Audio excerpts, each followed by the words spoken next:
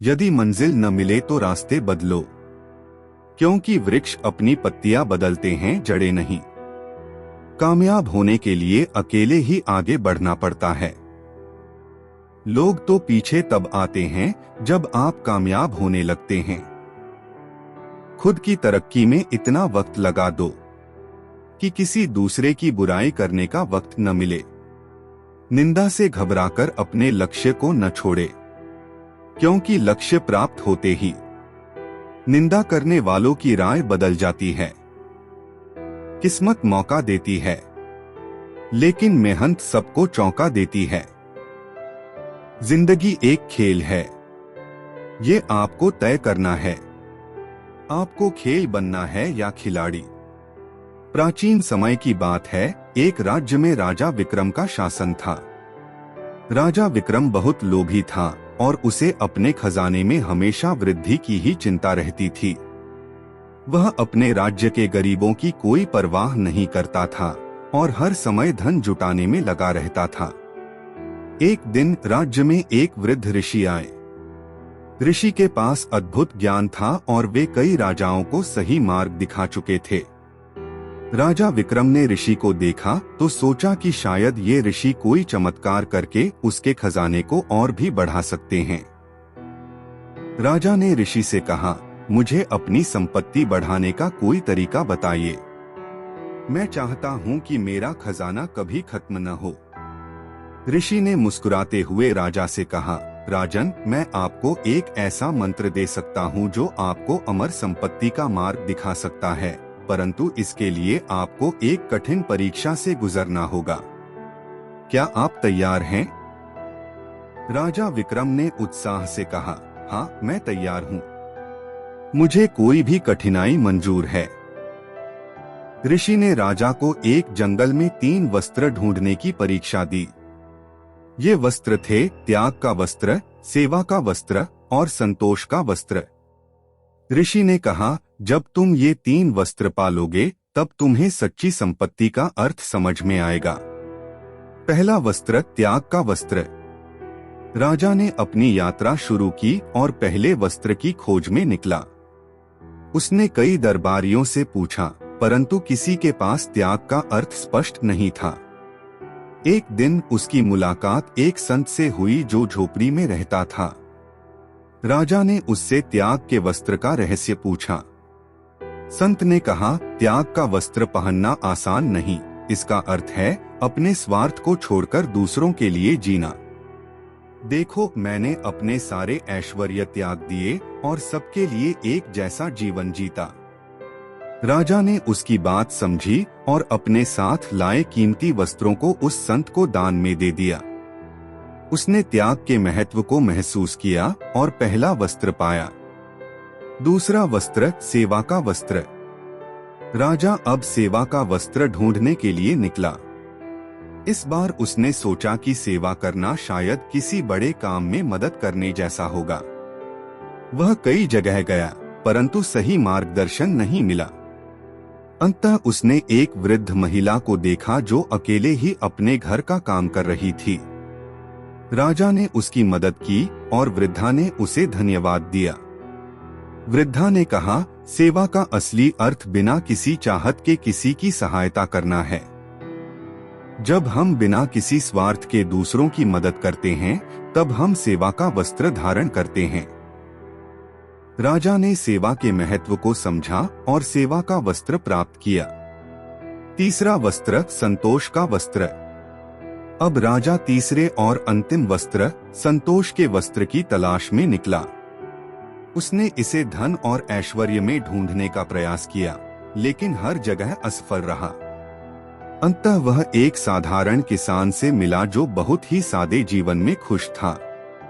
राजा ने किसान से पूछा, तुम्हारे पास इतना कम है, फिर भी तुम कैसे संतुष्ट हो? किसान ने मुस्कुराते हुए कहा, महाराज, संतोष का वस्त्र बाहरी चीजों से नहीं बल्कि भीतर के सुख से मिलता है। जो हमारे पास है उसमें खुश रहने का नाम ही संतोष है। अगर हम हर समय कुछ और पाने की लालसा में लगे रहेंगे तो कभी संतुष्ट नहीं हो पाएंगे। राजा को अब सच्चे संतोष का अर्थ समझ में आ गया। उसने अपने महल और खजाने के प्रति अपनी लालसा को त्याग दिया और संतोष का वस्त्र धारण किया। तीनों वस्त्र प्राप्त करने के बाद राजा ऋषि के पास लौटा। उसने ऋषि से कहा, गुरुदेव, अब मुझे समझ में आ गया कि सच्ची संपत्ति इन 3 गुणों त्याग, सेवा और संतोष में है। सच्ची संपत्ति बाहरी धन में नहीं, बल्कि मन की शांति और आत्मिक संतोष में होती है।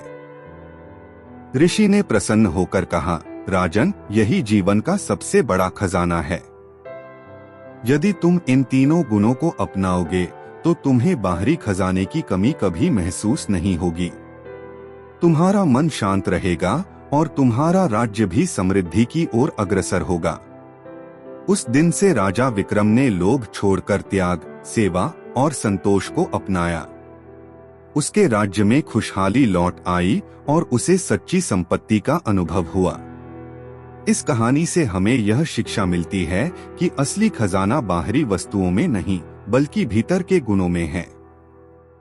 त्याग, सेवा और संतोष ही इंसान को सच्ची शांति और सुख का अनुभव कराते हैं। लाखों किलोमीटर की यात्रा एक कदम से ही शुरू होती है। नाकामयाब लोग दुनिया के डर से अपने फैसले बदल देते हैं और कामयाब लोग अपने फैसले से पूरी दुनिया बदल देते हैं। अगर कुछ करना है तो भीड़ से हटकर चलो। भीड़ साहस तो देती है पर पहचान छीन लेती है। काम ऐसा करो कि नाम हो जाए, या फिर नाम ऐसा करो कि सुनते ही काम हो जाए। देर से बनो पर जरूर कुछ बनो, क्योंकि वक्त के साथ लोग खैरियत नहीं हैसियत पूछते हैं। अपनापन छलके जिसकी आंखों में, ऐसा कोई एक ही मिलता है लाखों में। पुराने समय की बात है, एक छोटे से राज्य के राजा चंद्रकेतु का एकमात्र पुत्र राजकुमार अमन अपने साहस और दया के लिए प्रसिद्ध था। चंद्रकेतु को अपने बेटे पर गर्व तो था, लेकिन वे चाहते थे कि अमन को जीवन की वास्तविक समझ मिले और वह एक परिपक्व राजा बने। एक दिन राजा ने अमन को बुलाया और कहा, पुत्र, मैं चाहता हूँ कि तुम 3 विशेष गुणों धैर्य, परिश्रम और करुणा को जीवन में समझो। इन तीनों गुणों को सीखने के बाद ही तुम सच्चा और सफल राजा बन सकोगे। राजकुमार अमन ने पिता की बात मानकर इस यात्रा को अपनाने का निश्चय किया। वह अकेला ही इन 3 गुणों की खोज में निकल पड़ा। पहला गुण, धैर्य की सीख। अपनी यात्रा की शुरुआत में राजकुमार अमन एक गांव पहुंचा, जहां अकाल पड़ा हुआ था। गांव के लोग परेशान थे और उनके चेहरे पर दुख था। अमन ने एक बूढ़े किसान को देखा जो धीरे धीरे अपने खेत में काम कर रहा था। उसने किसान से पूछा, आपके पास खाने के लिए कुछ नहीं है, फिर भी आप यहाँ इतनी धीरज से काम क्यों कर रहे हैं? किसान ने मुस्कुराते हुए उत्तर दिया, बेटा, जब जीवन में कठिनाई आती है तब ही हम धैर्य का सही अर्थ समझ पाते हैं। यदि मैं हार मान लूं तो कभी सुधार नहीं हो सकेगा। उम्मीद और धैर्य ही मुझे हर परिस्थिति में आगे बढ़ने का साहस देते हैं। अमन ने किसान की बातों से धैर्य का महत्व समझा और आगे बढ़ा। दूसरा गुण, परिश्रम का मूल्य। अमन ने फिर एक और गांव का रुख किया, जहां उसने एक नौजवान को देखा जो पत्थरों से एक बड़ी मूर्ति बना रहा था। वह युवक बहुत ही कठिन परिश्रम कर रहा था और घंटों से काम में लगा हुआ था। अमन ने उससे पूछा, तुम इतनी मेहनत क्यों कर रहे हो? क्या तुम्हें नहीं लगता कि यह काम बहुत कठिन है? युवक ने जवाब दिया, राजकुमार, जब हम किसी चीज को सच्चे दिल से चाहते हैं तब कठिनाइयां हमें रोक नहीं पाती। परिश्रम से हम वो सब हासिल कर सकते हैं जो हमें असंभव लगता है। मेहनत का फल हमेशा मीठा होता है। अमन को परिश्रम की इस सच्चाई का एहसास हुआ और उसने सीखा कि सच्चे परिश्रम के बिना कुछ भी संभव नहीं है। तीसरा गुण, करुणा का महत्व। अंत में अमन एक ऐसे गांव पहुंचा जहां हर कोई खुशहाल और मिलजुल कर रहता था। वहां उसने देखा कि एक बुजुर्ग व्यक्ति गांव के बच्चों को खाना खिला रहा है, जबकि खुद उसके पास बहुत कम था। अमन ने बुजुर्ग से पूछा, आपके पास खुद के लिए बहुत कम है, फिर भी आप दूसरों को इतना कुछ दे रहे हैं। बुजुर्ग ने हंसते हुए कहा, बेटा, सच्ची करुणा वही है जो दूसरों का दर्द समझकर उनकी सहायता करने में है। जब हम किसी की मदद करते हैं तो खुद के मन को भी संतोष मिलता है। करुणा से ही इंसान और इंसानियत का रिश्ता बना रहता है। अमन ने करुणा के इस अर्थ को समझा और बुजुर्ग का आशीर्वाद लिया। तीनों गुण सीखने के बाद अमन अपने राज्य लौट आया। राजा चंद्रकेतु ने अपने पुत्र को एक नए रूप में देखा, सहनशील, मेहनती और करुणामय। अमन ने पिता को बताया कि कैसे उसने इन 3 गुणों को अपने जीवन का हिस्सा बना लिया है। राजा ने प्रसन्न होकर कहा, अब तुम सच्चे राजा बनने के योग्य हो। एक राजा का सबसे बड़ा गुण उसकी समझ, धैर्य और करुणा में ही होता है। राजकुमार अमन ने अपनी प्रजा के लिए जीवन भर इन गुणों का पालन किया। उसके राज्य में सुख, शांति और खुशहाली का माहौल फैल गया और उसे एक आदर्श राजा के रूप में याद किया गया। इस कहानी से यह शिक्षा मिलती है कि सच्चे नेतृत्व के लिए धैर्य, परिश्रम और करुणा का होना आवश्यक है। यही गुण जीवन में वास्तविक सफलता और सम्मान का आधार बनते हैं। ये मत सोचना कि आस छोड़ दी है, बस अब मैंने तेरी तलाश छोड़ दी है। अंदाजे से न नापिए किसी इंसान की हस्ती। ठहरे हुए दरिया अक्सर गहरे हुआ करते हैं। ये मत सोचना कि आस छोड़ दी है, बस अब मैंने तेरी तलाश छोड़ दी है। अब मत खोलना मेरी जिंदगी की पुरानी किताबों को। जो था वो मैं रहा नहीं, जो हूं वो किसी को पता नहीं। कलह पर विजय पाने के लिए मौन से बड़ा कोई शस्त्र नहीं है।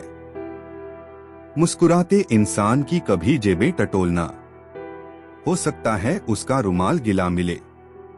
आदमी अच्छा था, यह सुनने के लिए आपको मरना पड़ता है। हद से बढ़ जाए ताल्लुक तो गम मिलते हैं, हम इसी वास्ते हर शख्स से कम मिलते हैं। बहुत समय पहले की बात है। एक छोटे से राज्य में एक महात्मा रहते थे, जिन्हें सभी महात्मा सद्गुरु के नाम से जानते थे। उनकी बुद्धिमानी और साधना के लिए लोग दूर दूर से उनके पास आते थे। महात्मा का एक शिष्य अर्जुन उनके साथ हमेशा रहा करता था। वह महात्मा से सीखने के लिए उत्सुक था, लेकिन उसे सत्य की असली परिभाषा समझ में नहीं आती थी। एक दिन उसने महात्मा से पूछा, गुरुदेव, क्या आप मुझे सत्य की खोज का मार्ग दिखा सकते हैं? महात्मा ने मुस्कुराते हुए कहा, अर्जुन, सत्य को जानने के लिए तुम्हें कुछ कठिनाइयों से गुजरना होगा। तुम्हें 3 वस्तुएं ढूंढनी होंगी, निर्भीकता, विनम्रता और आत्मसंयम। इन तीनों के बिना सत्य का साक्षात्कार संभव नहीं है। अर्जुन ने गुरु की बात मान ली और इन तीनों गुणों की खोज में निकल पड़ा। पहला गुण, निर्भीकता। अर्जुन अपनी यात्रा के दौरान एक गांव पहुंचा, जहां एक खतरनाक सांप ने आतंक मचाया हुआ था। कोई भी गांव का व्यक्ति उस सांप के पास जाने का साहस नहीं कर रहा था। अर्जुन ने बिना किसी भय के उस सांप का सामना किया और उसे पकड़कर दूर जंगल में छोड़ आया। गांव के लोग बहुत खुश हुए और अर्जुन को धन्यवाद दिया। अर्जुन ने निर्भीकता का महत्व समझा। सत्य की राह में सबसे पहली आवश्यकता है निर्भीक होना, बिना किसी डर के सामने खड़े होना। सत्य को जानने के लिए हमें अपने भीतर के भय को छोड़ना पड़ता है। दूसरा गुण, विनम्रता। अर्जुन आगे बढ़ा और उसे एक सुंदर बाग मिला। वहां उसने देखा कि एक बूढ़ा माली पौधों की देखभाल कर रहा था। माली हर पौधे को बहुत प्यार से पानी दे रहा था, मानो वह कोई बड़ा काम कर रहा हो। अर्जुन ने माली से पूछा, तुम इतने आदर के साथ इन पौधों की देखभाल क्यों करते हो? माली ने उत्तर दिया, हर जीव की सेवा में ही विनम्रता का असली अर्थ है। जब हम दूसरों की सेवा और देखभाल करते हैं तो हमारा अहंकार समाप्त हो जाता है और यही विनम्रता है। अर्जुन ने विनम्रता का असली अर्थ समझा और सीखा कि सत्य की राह में अहंकार को त्यागना आवश्यक है। तीसरा गुण आत्मसंयम। आगे चलकर अर्जुन एक गांव पहुंचा जहां एक साधु तपस्या कर रहे थे। साधु ने कई वर्षों से मौन साधना कर रखी थी और अपने मन को पूरी तरह से शांत किया हुआ था। अर्जुन ने साधु से आत्मसंयम के बारे में पूछा। साधु ने अपनी मौन साधना से अर्जुन को समझाया कि आत्मसंयम का अर्थ है अपने विचारों, इच्छाओं और क्रोध पर नियंत्रण रखना। जब मन शांत और स्थिर होता है तभी हमें सच्चे ज्ञान का अनुभव होता है। अर्जुन को आत्मसंयम का महत्व समझ में आया और उसने इसे अपनी साधना का हिस्सा बना लिया। तीनों गुणों निर्भीकता, विनम्रता और आत्मसंयम को प्राप्त करने के बाद अर्जुन अपने गुरु के पास लौटा। महात्मा सद्गुरु ने अर्जुन को देखकर कहा, अब तुम सत्य का अनुभव करने के योग्य हो गए हो। सत्य को केवल शब्दों में समझना असंभव है, इसे अनुभव किया जाता है। निर्भीकता, विनम्रता और आत्मसंयम का अभ्यास ही हमें सत्य के मार्ग पर आगे बढ़ाता है। अर्जुन को सत्य का अनुभव हो गया और उसने जीवन में इसी मार्ग का पालन करने का संकल्प लिया। इस कहानी से हमें यह शिक्षा मिलती है कि सत्य को पाने के लिए निर्भीकता, विनम्रता और आत्मसंयम आवश्यक हैं। जीवन में सच्चे ज्ञान और आत्मिक शांति के लिए इन गुणों को अपनाना जरूरी है। राहें मुश्किल भरी हो या हो आसान, हंसते रहो हमेशा, ना हो कभी परेशान। उम्मीदों से बंधा एक जिद्दी परिंदा है इंसान, जो घायल भी उम्मीदों से है और जिंदा भी उम्मीदों पर है। एक और ईंट गिर गई दीवारे जिंदगी से, नादान कह रहे हैं नया साल मुबारक हो। जब भी जीवन में मुश्किल घड़ी आती है तो कायर पीछे हट जाता है और मेहनती डट जाता है।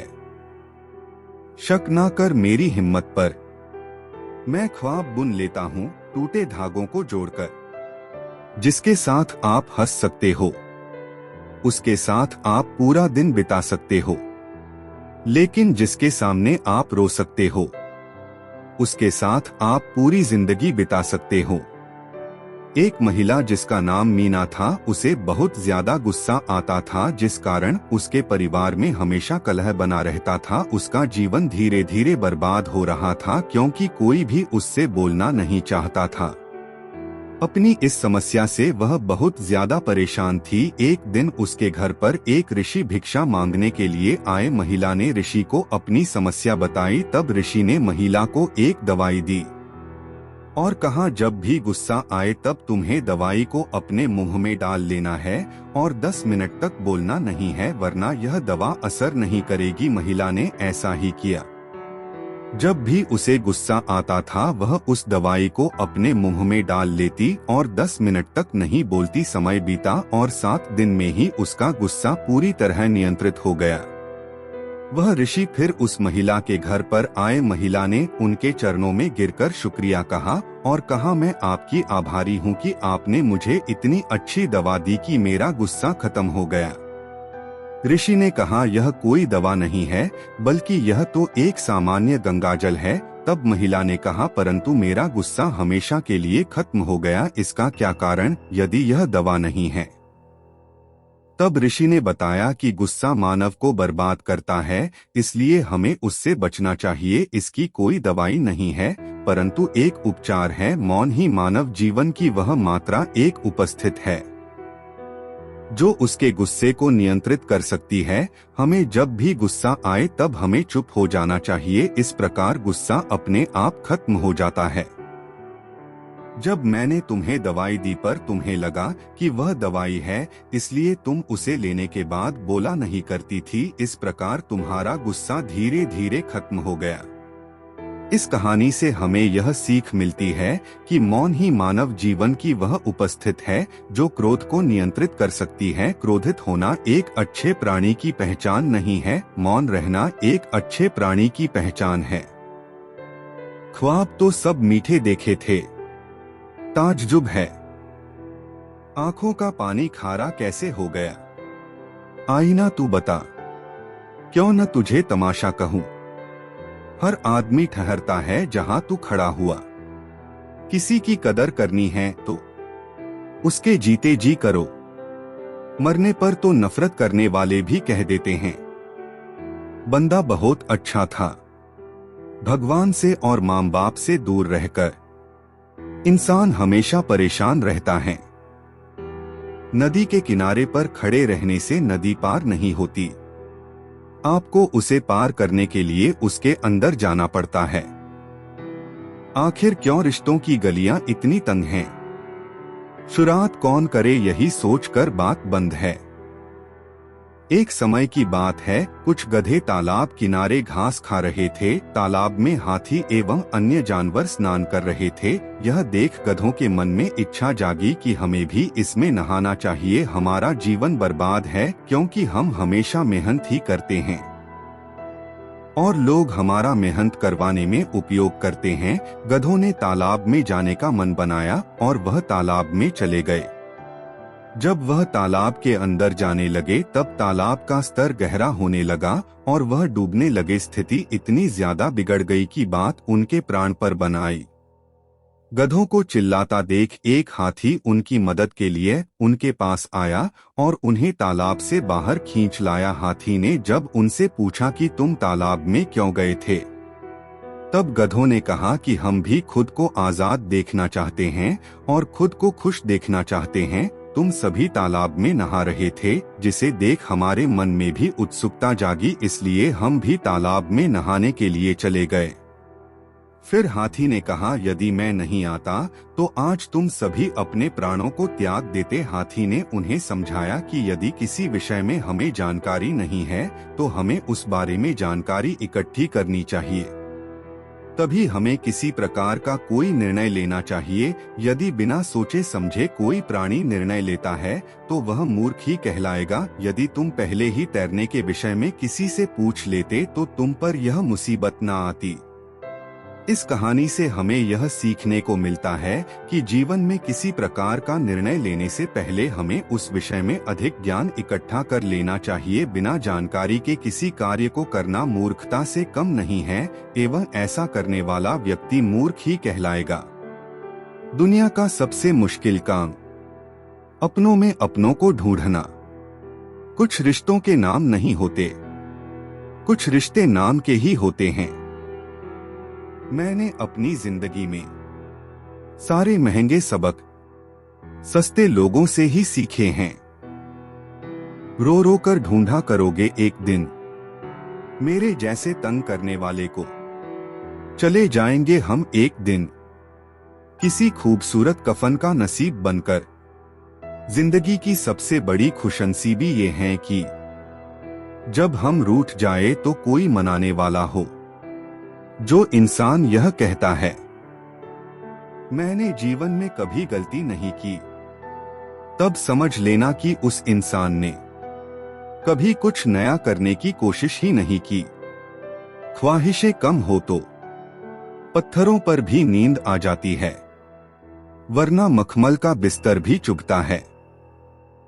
एक बच्चा जो कि भेड़े चराने का काम किया करता था, वह रोजाना भेड़े चराने जाया करता था। उसके घर से दूर कहीं एक चमकता सुनहरे रंग का घर दिखाई देता था, जिसे लड़का बहुत उत्सुकता से देखता था।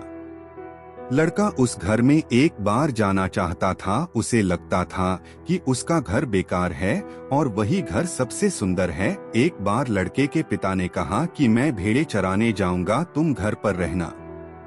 लड़के को मौका मिला और वह अपने घर को छोड़कर वह सुनहरे घर की दिशा की ओर चल पड़ा। घर जितना पास लग रहा था वह उतना था नहीं। सुबह से चलते चलते शाम हो गई, उसे वह घर तो नहीं मिला। परंतु वह एक ऐसे घर में पहुंच गया जहां की खिड़कियां टूटी हुई थी एवं फर्श नहीं था। लड़के ने उस घर का दरवाजा खटखटाया, तब उसी की उम्र का एक लड़का बाहर आया। लड़के ने बताया कि मैं एक सुनहरे घर की तलाश कर रहा हूं। दूर से देखने पर तुम्हारा घर ही सुनहरे रंग का दिखाई देता है, पर तुम्हारा घर वैसा नहीं है जैसी मैंने कल्पना करी थी। तभी वह लड़का, जो कि अभी घर से निकला था, उसने बताया कि मेरे घर के पीछे एक पहाड़ी है और वहीं पर सूर्य अस्त होता है, इसलिए वह दूर से चमकने पर सुनहरा दिखाई देता है। वह गरीब लड़का बताता है कि मेरा घर बहुत ही ज्यादा टूटा हुआ है। मैं पहाड़ी पर बने उस सुंदर घर में एक बार जाना चाहता हूँ, जो कि मुझे बहुत ज्यादा सुंदर लगता है। तब उस लड़के को एहसास हुआ कि वह घर तो मेरा ही है। मैं खुद को दूसरों समझता हूँ, मेरे जैसी जिंदगी जीना किसी का सपना है। उसे खुद की सोच पर बहुत पछतावा हुआ। इस कहानी से हमें यह सीखने को मिलता है कि ईश्वर ने जो आपको दिया है वह बहुमूल्य है, उसकी तुलना किसी से ना करें। आपके जैसा जीवन जीना भी किसी का सपना हो सकता है। यकीन ना हो तो पब्लिक प्लेस में जाकर लाचार लोगों को देख सकते हैं, जिन्हें 2 वक्त का भोजन भी नसीब नहीं है।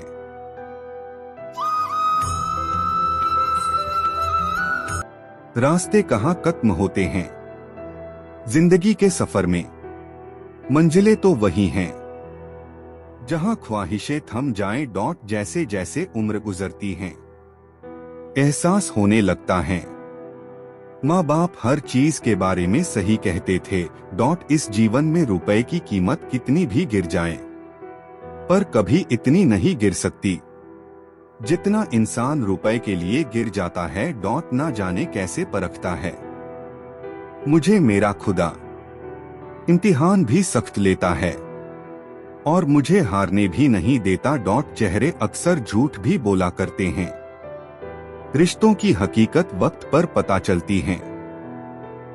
बहुत समय पहले की बात है, एक गांव में एक बहुत ही बुद्धिमान शिक्षक रहते थे, जिनका नाम वासुदेव था। वासुदेव अपनी गहरी समझ और जीवन के अनुभवों के कारण बहुत सम्मानित थे।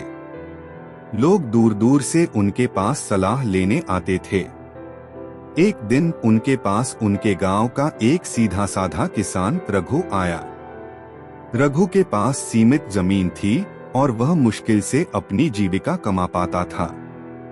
रघु ने वासुदेव से कहा, गुरुदेव, मैं जीवन में बहुत मेहनत करता हूँ, लेकिन हर बार कोई न कोई समस्या आ खड़ी होती है। कभी फसल बर्बाद हो जाती है तो कभी कोई बीमारी आ जाती है। मैं सोचता हूँ कि शायद मेरी किस्मत में सुख और सफलता नहीं है। कृपया मुझे कुछ उपाय बताइए जिससे मैं अपना जीवन सुधार सकूं। वासुदेव ने कुछ देर सोचा और फिर मुस्कुराते हुए बोले, रघु, जीवन में कठिनाइयों से भागने की बजाय तुम्हें 3 चीजें सीखनी होंगी जो तुम्हें कठिनाइयों का सामना करने और सुख की प्राप्ति में मदद करेंगी। मैं तुम्हें 1 साल की परीक्षा में डालता हूँ और अगर तुम इन तीनों चीजों को सीख लेते हो तो तुम्हारा जीवन बदल जाएगा। पहला सबक, धैर्य।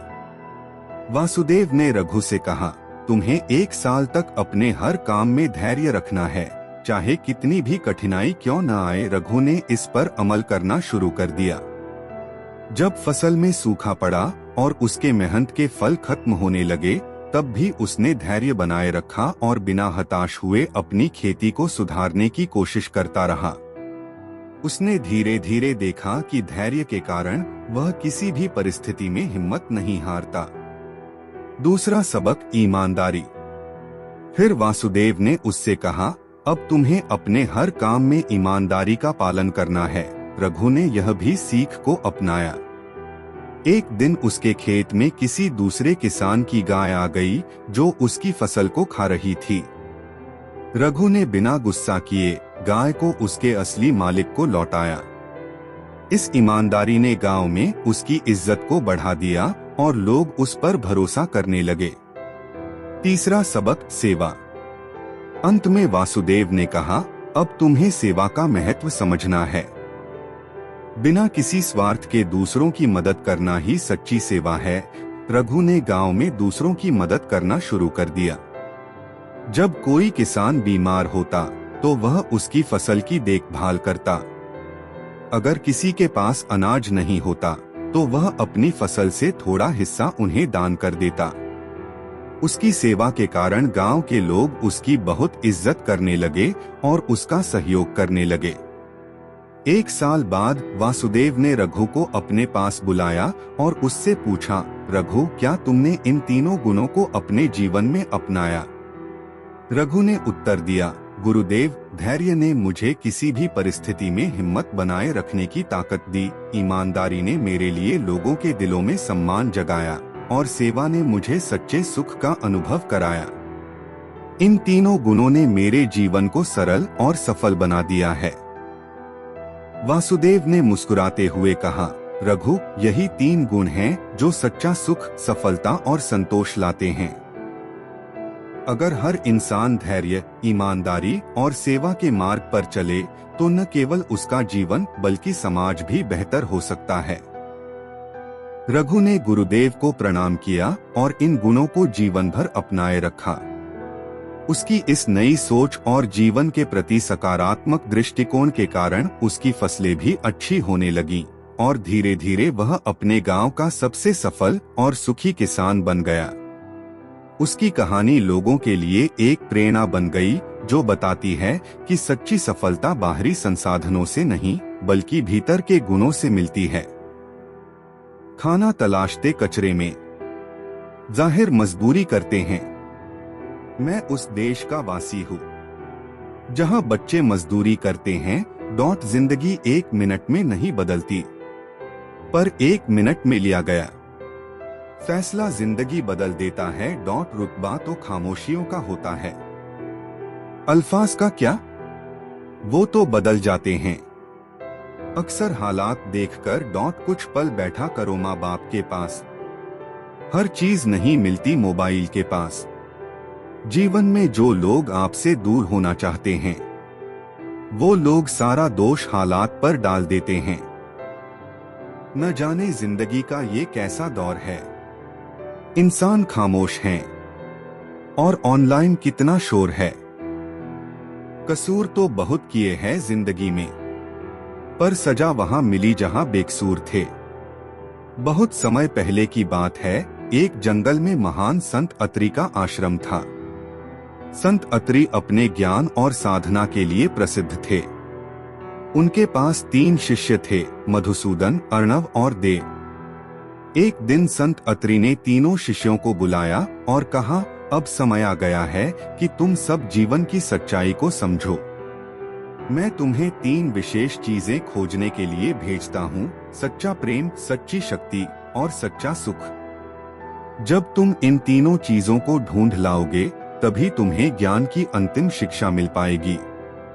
पहला शिष्य, मधुसूदन की खोज। मधुसूदन ने सोचा कि सच्चा प्रेम तो इंसान में ही होता है।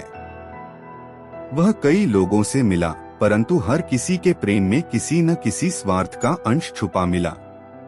एक दिन यात्रा के दौरान उसने एक बूढ़ी महिला को देखा जो अपने पौधों का बहुत प्रेम से देखभाल कर रही थी। मधुसूदन ने पूछा, माँ, तुम इन पौधों से इतना प्रेम क्यों करती हो? बूढ़ी महिला ने मुस्कुराते हुए कहा, बेटा, ये पौधे मुझे कुछ नहीं देते, फिर भी मैं इनसे प्रेम करती हूँ क्योंकि इन्हें देखना मुझे खुशी देता है। सच्चा प्रेम वही है जिसमें स्वार्थ न हो और जो केवल देने की खुशी से भरा हो। मधुसूदन को सच्चे प्रेम का अर्थ समझ में आ गया। दूसरा शिष्य, अर्णव की खोज। अर्णव ने सोचा कि सच्ची शक्ति शायद किसी महान योद्धा या राजा के पास होगी। वह कई राजाओं से मिला और उनकी शक्तियों को देखा, लेकिन हर जगह उसे किसी न किसी भौतिक वस्त्र, सेना या शक्ति का सहारा लेना पड़ता दिखा। एक दिन उसकी मुलाकात एक साधारण से व्यक्ति से हुई जो विपत्तियों में भी शांत और स्थिर था। अर्णव ने उससे पूछा, तुम्हारी यह शांति और सहनशीलता कैसे है?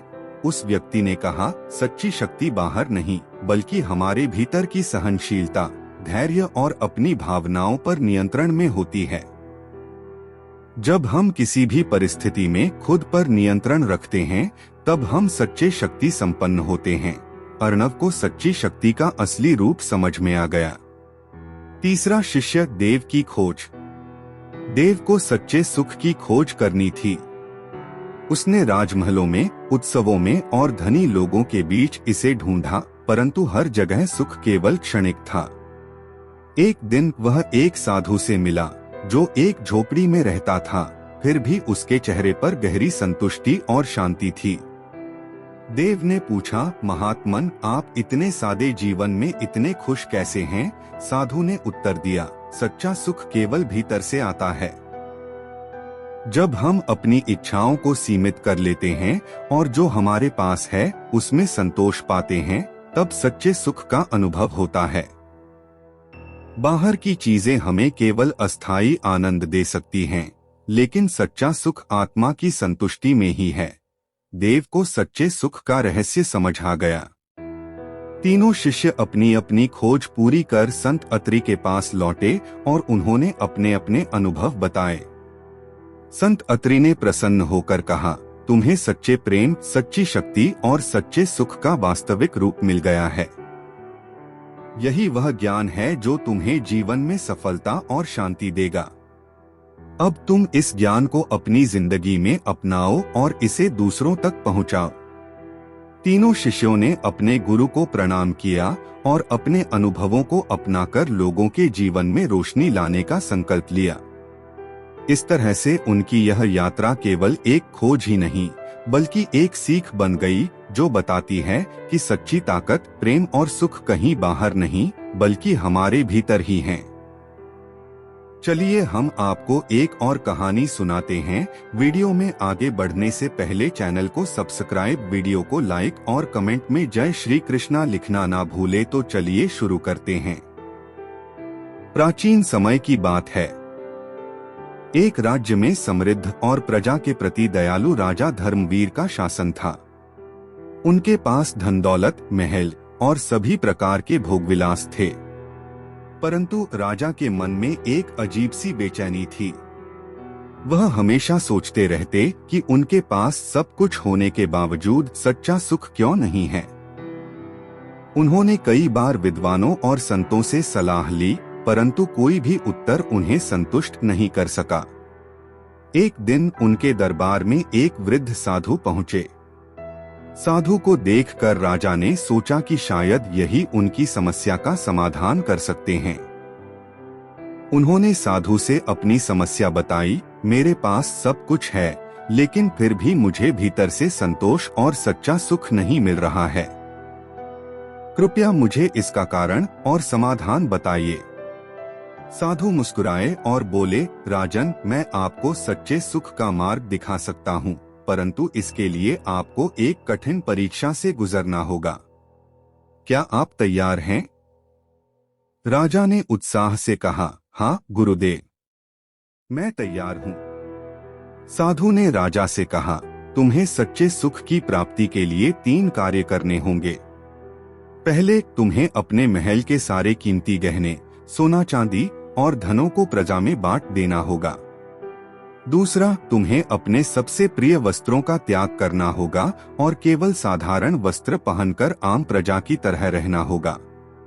तीसरा, 1 महीने तक तुम्हें किसी दूर गांव में एक साधारण किसान के साथ रहकर उनकी तरह मेहनत करनी होगी। राजा के लिए यह तीनों कार्य कठिन थे, लेकिन उन्होंने अपने सुख की तलाश के लिए इन्हें स्वीकार कर लिया। राजा ने अपनी सारी संपत्ति और आभूषण प्रजा में बांट दिए। उन्होंने देखा कि कैसे उनके धन से गरीब लोगों की जिंदगी बदल गई, उनके चेहरों पर मुस्कान आ गई। राजा को पहली बार इस त्याग में एक अनोखी खुशी का अनुभव हुआ। उनके मन में संतोष का एक नया भाव जागृत हुआ। इसके बाद राजा ने अपने महल के सभी आराम और विशेष वस्त्रों का त्याग किया। वह साधारण वस्त्र पहनकर महल में रहे और महल के नौकरों की तरह ही काम किया। अब उन्हें किसी विशेष की इच्छा नहीं रही। राजा को इस साधारण जीवन में शांति महसूस होने लगी। उन्हें समझ में आया कि सच्ची खुशी अपने बाहरी वस्त्रों और तामझाम में नहीं, बल्कि अपने मन की सरलता में है। राजा ने साधु के बताए अनुसार 1 महीने तक एक गरीब किसान के साथ उसके खेत में काम किया। उन्होंने खेती का सारा कठिन कार्य किया, हल चलाना, पानी भरना, मिट्टी को जोतना और फसल की देखभाल करना। मेहनत के बाद किसान के साथ वह साधारण भोजन करते। यह कठिन परिश्रम राजा के लिए नई बात थी, परंतु इस मेहनत में जो संतोष और आनंद था वह पहले कभी नहीं मिला था। एक दिन किसान ने राजा से कहा, महाशय, जब हम मेहनत से अपनी रोजी कमाते हैं और दूसरों की सहायता करते हैं, तब हमें सच्चा सुख मिलता है। सुख पाने के लिए बहुत अधिक की जरूरत नहीं होती, केवल संतोष की जरूरत होती है। 1 महीने के बाद राजा वापस महल में लौटे। अब उनका मन पहले की तुलना में अधिक शांत और संतुष्ट था। उन्होंने साधु के सामने जाकर सिर झुकाया और बोले, गुरुदेव, मैंने सच्चे सुख को पा लिया है।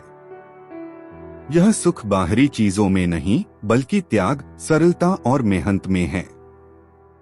सच्चा सुख तब आता है जब हम दूसरों की भलाई के लिए कुछ करते हैं, जब हम स्वयं को अपनी इच्छाओं और अहंकार से मुक्त कर देते हैं। साधु ने प्रसन्न होकर कहा, राजन, यही जीवन का वास्तविक ज्ञान है। सुख बाहर नहीं, बल्कि भीतर है। जो इंसान अपने मन को शांत रखता है, दूसरों की भलाई में अपने सुख को देखता है, वही सच्चा सुखी है। उस दिन के बाद राजा धर्मवीर ने अपने जीवन में इस सीख को अपना लिया। उन्होंने राजकाज चलाते समय अपनी प्रजा की भलाई को सर्वोच्च प्राथमिकता दी और अपनी इच्छाओं को सीमित कर दिया। उनके राज्य में सुख शांति का वातावरण फैल गया और वे स्वयं भी सच्चे सुख का अनुभव करते हुए अपने जीवन को एक नई दिशा में ले गए। इस कहानी से हमें यह शिक्षा मिलती है कि सच्चा सुख हमारे भीतर के संतोष, त्याग और दूसरों की भलाई में निहित होता है और उसे पाने के लिए बाहरी साधनों की नहीं, बल्कि एक सच्चे और शांत मन की आवश्यकता होती है।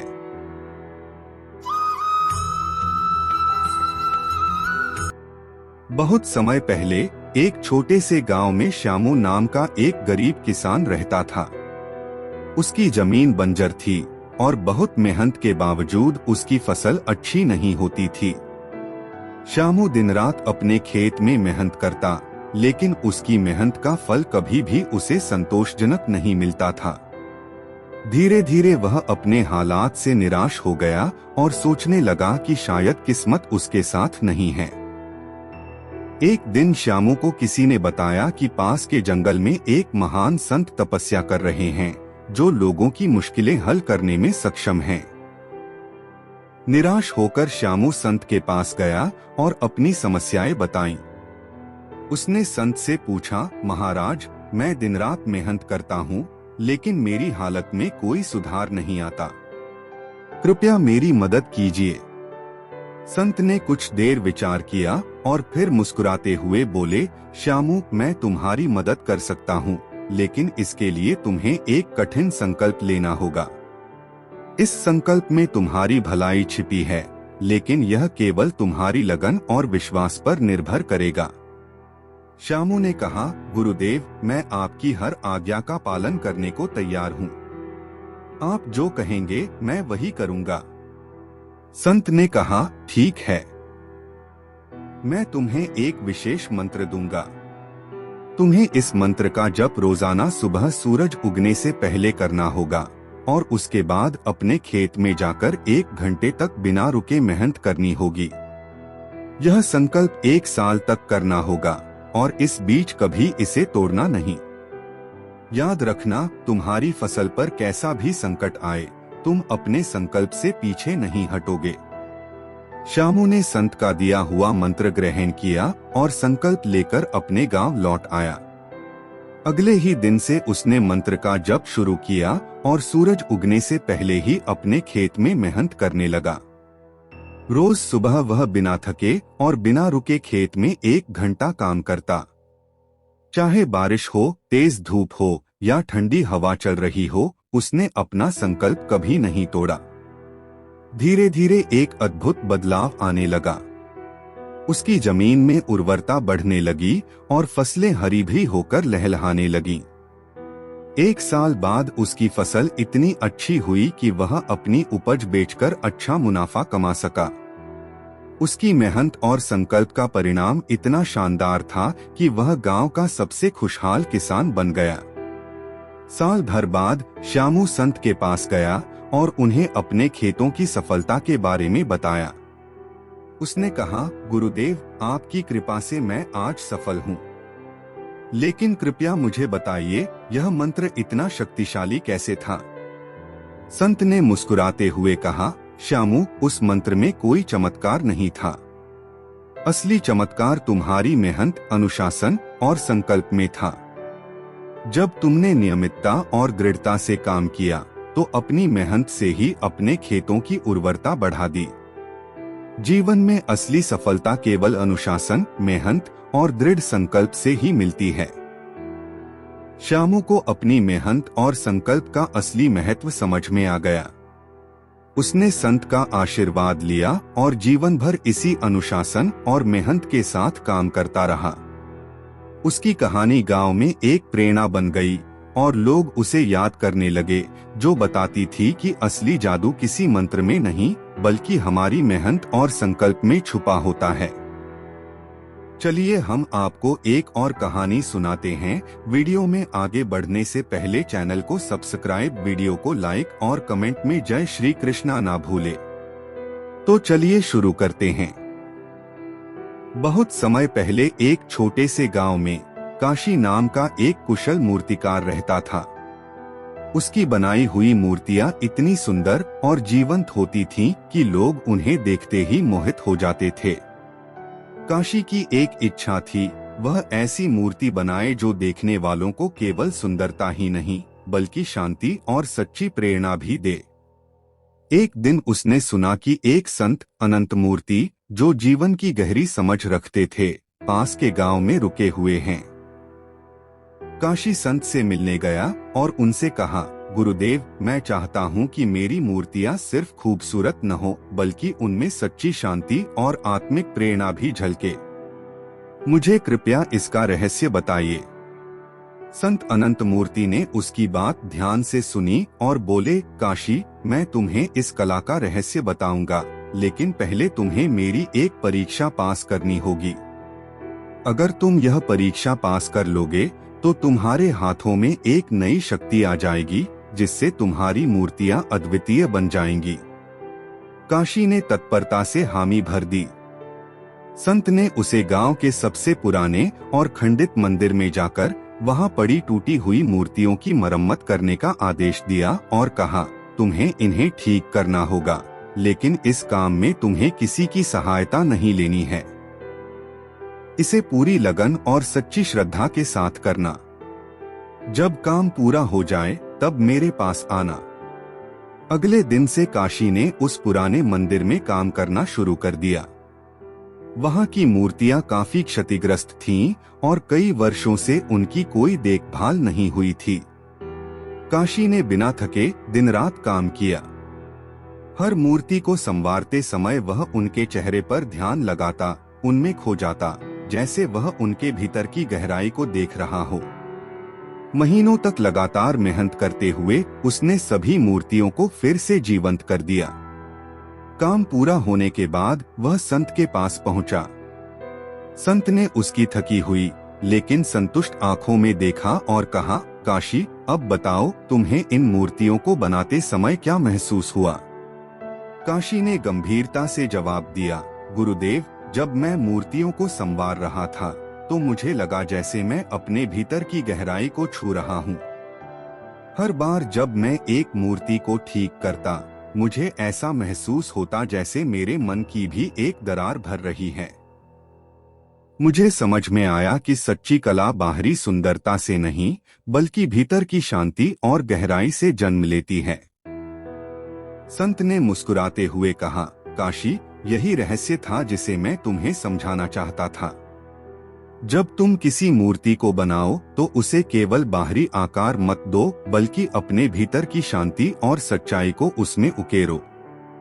जब कलाकार अपनी आत्मा की गहराई से जुड़कर कला का निर्माण करता है तो उसकी रचनाएं लोगों के दिलों को छू जाती हैं।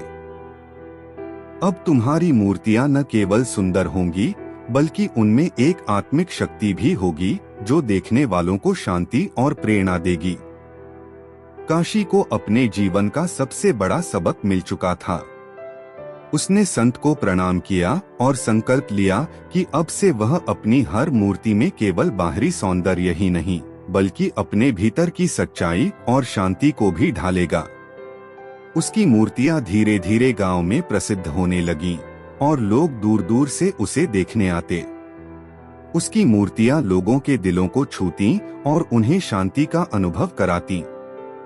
उस दिन के बाद से काशी की कला में एक नई जीवंतता आ गई। उसकी यह कहानी कला के क्षेत्र में एक प्रेरणा बन गई, जो हमें यह सिखाती है कि सच्ची रचना वही है जिसमें रचनाकार अपनी आत्मा की गहराई को व्यक्त कर सके। बहुत समय पहले एक राज्य में सच्चिदेव नाम का एक राजा था, जो अपने राज्य में शांति और समृद्धि लाने के लिए जाना जाता था। उसका एकमात्र पुत्र राजकुमार सूर्यभान युवा, साहसी और बुद्धिमान था, लेकिन उसने कभी जीवन की कठिनाइयों का सामना नहीं किया था। राजा चाहता था कि सूर्यभान राज्य का उत्तराधिकारी बने, पर उसने महसूस किया कि उसके पुत्र को अभी जीवन के सच्चे अनुभवों और धैर्य की समझ नहीं थी। इसलिए उसने राजकुमार के लिए एक कठिन परीक्षा की योजना बनाई। राजा ने राजकुमार को बुलाया और कहा, पुत्र, मैं चाहता हूँ कि तुम 3 ऐसी वस्तुएं ढूंढकर लाओ जो राज्य और तुम्हारे भविष्य के लिए मूल्यवान हो। लेकिन यह इतना आसान नहीं होगा। तुम्हें इन वस्तुओं को ढूंढने के लिए कई परीक्षाओं से गुजरना पड़ेगा। पहली वस्तु थी सच्चा सुख। सूर्यभान ने सोचा कि यह कोई बेशकीमती रत्न या खजाना होगा जो उसे कहीं छुपा मिलेगा। उसने कई दिनों तक खजानों और अमीरों के बीच ढूंढा, लेकिन कहीं सच्चा सुख नहीं मिला। अंततः थका हारा वह एक गांव में पहुंचा, जहां उसने देखा कि एक गरीब किसान अपने परिवार के साथ छोटी छोटी चीजों में खुशियां मना रहा है। राजकुमार ने किसान से पूछा, तुम्हारे पास इतना कम है, फिर भी तुम खुश हो, ऐसा कैसे? किसान ने मुस्कुराते हुए कहा, सच्चा सुख किसी चीज में नहीं, बल्कि संतोष में होता है। मैं अपनी जरूरतों को सीमित रखता हूँ और अपने परिवार के साथ समय बिताता हूँ। यही मेरे लिए सच्चा सुख है। राजकुमार को समझ में आ गया कि सच्चा सुख धन दौलत में नहीं, बल्कि संतोष में है। उसने इस ज्ञान को अपनी पहली वस्तु मानकर अपने हृदय में बसा लिया। दूसरी वस्तु थी सच्ची मित्रता। सूर्यभान ने कई लोगों से मित्रता करने की कोशिश की, लेकिन सभी लोग उसका साथ उसके धन और पद के कारण ही चाहते थे।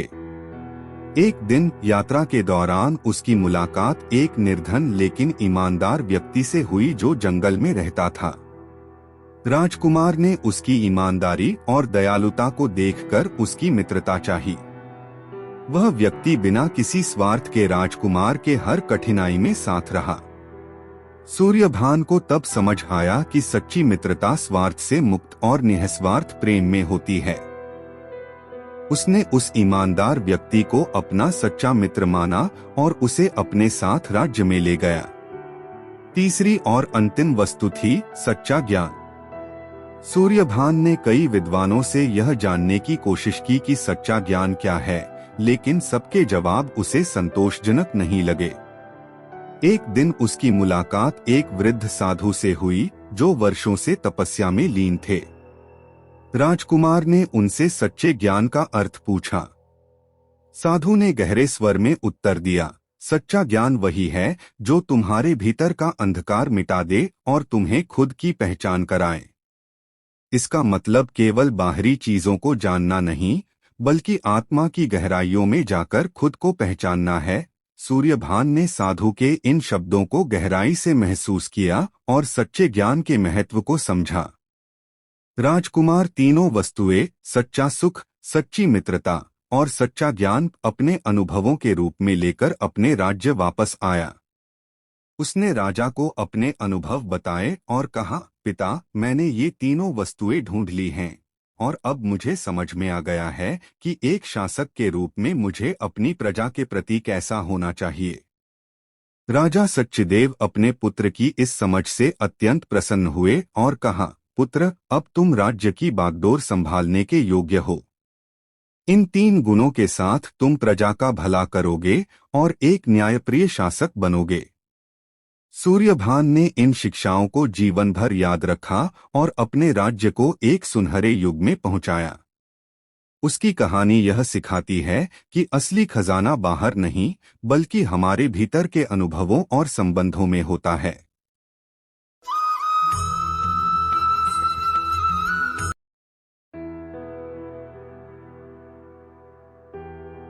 दौलत होने से आदमी अपने आप को भूल जाता है और दौलत ना होने से लोग इसको भूल जाते हैं। जब किसी करीब के दिन फिरते हैं तो वही रिश्तेदार जो पहले इससे आंखें चुराते थे, इसकी राह में आंखें बिछाने लगते हैं। कामयाब शादी का राज सही साथी को चुनने से बढ़कर खुद सही इंसान बनने की काबिलियत में छुपा है। जब कुछ देर की मुस्कुराहट से तस्वीर अच्छी आ सकती है, तो हमेशा मुस्कुराकर जीने से जिंदगी अच्छी क्यों नहीं हो सकती। चलिए हम आपको एक कहानी सुनाते हैं। बहुत समय पहले एक बड़े राज्य में एक राजा का राज था। राजा का एकमात्र पुत्र राजकुमार अधिराज वीर, बुद्धिमान और सभी गुणों से संपन्न था। लेकिन उसे एक कमजोरी थी। अधिराज हमेशा अपनी इच्छाओं की पूर्ति चाहता था और यदि कभी उसे कोई चीज नहीं मिलती तो वह क्रोधित हो जाता और अपने क्रोध में लोगों पर कठोर हो जाता। राजा को अपने पुत्र की इस आदत की चिंता थी। एक दिन राजा ने सोचा कि शायद कोई महान संत ही राजकुमार को इस आदत से मुक्त कर सकता है। उसने राजकुमार को बुलाया और कहा, बेटा, मैं चाहता हूँ कि तुम कुछ समय के लिए पहाड़ों में जाकर वहाँ एक महान संत से मिलो। वह तुम्हें संयम और संतोष का महत्व सिखा सकते हैं। राजकुमार अपने पिता की बात मान गया और कुछ सैनिकों के साथ पहाड़ों की ओर चल पड़ा। कई दिनों के सफर के बाद वह एक निर्जन घाटी में पहुंचा, जहां एक बड़े वृक्ष के नीचे एक वृद्ध संत ध्यान में बैठे हुए थे। राजकुमार ने उनके पास जाकर अपना अभिवादन किया और अपनी समस्या बताई। संत ने ध्यान से सुना और मुस्कुराते हुए कहा, अधिराज, अगर तुम वाकई अपनी आदतों को बदलना चाहते हो तो मैं तुम्हें एक वरदान दे सकता हूँ। लेकिन यह वरदान केवल तभी कार्य करेगा जब तुम इसका सही तरीके से उपयोग करना सीखोगे। राजकुमार ने उत्सुकता से संत की बात मानी। संत ने उसे एक छोटी चमकदार सी मणि दी और कहा, यह मणि तुम्हें किसी भी परिस्थिति में शांति और संतोष प्रदान करेगी, लेकिन इसका उपयोग केवल दिन में एक बार ही कर सकते हो। जब तुम्हारे भीतर असंतोष या क्रोध उत्पन्न हो तो इस मणि को अपने हृदय के पास रखकर इसे दबाओ और अपने मन को शांत करो। ध्यान रहे, इसे केवल कठिन परिस्थितियों में ही उपयोग करना। अधिराज ने संत का आशीर्वाद लिया और मणि लेकर वापस राज्य लौट आया। पहले दिन से ही उसने मणि का उपयोग करना शुरू कर दिया। जैसे ही उसे कोई छोटी सी परेशानी होती, वह मणि को दबाता और शांति अनुभव करता।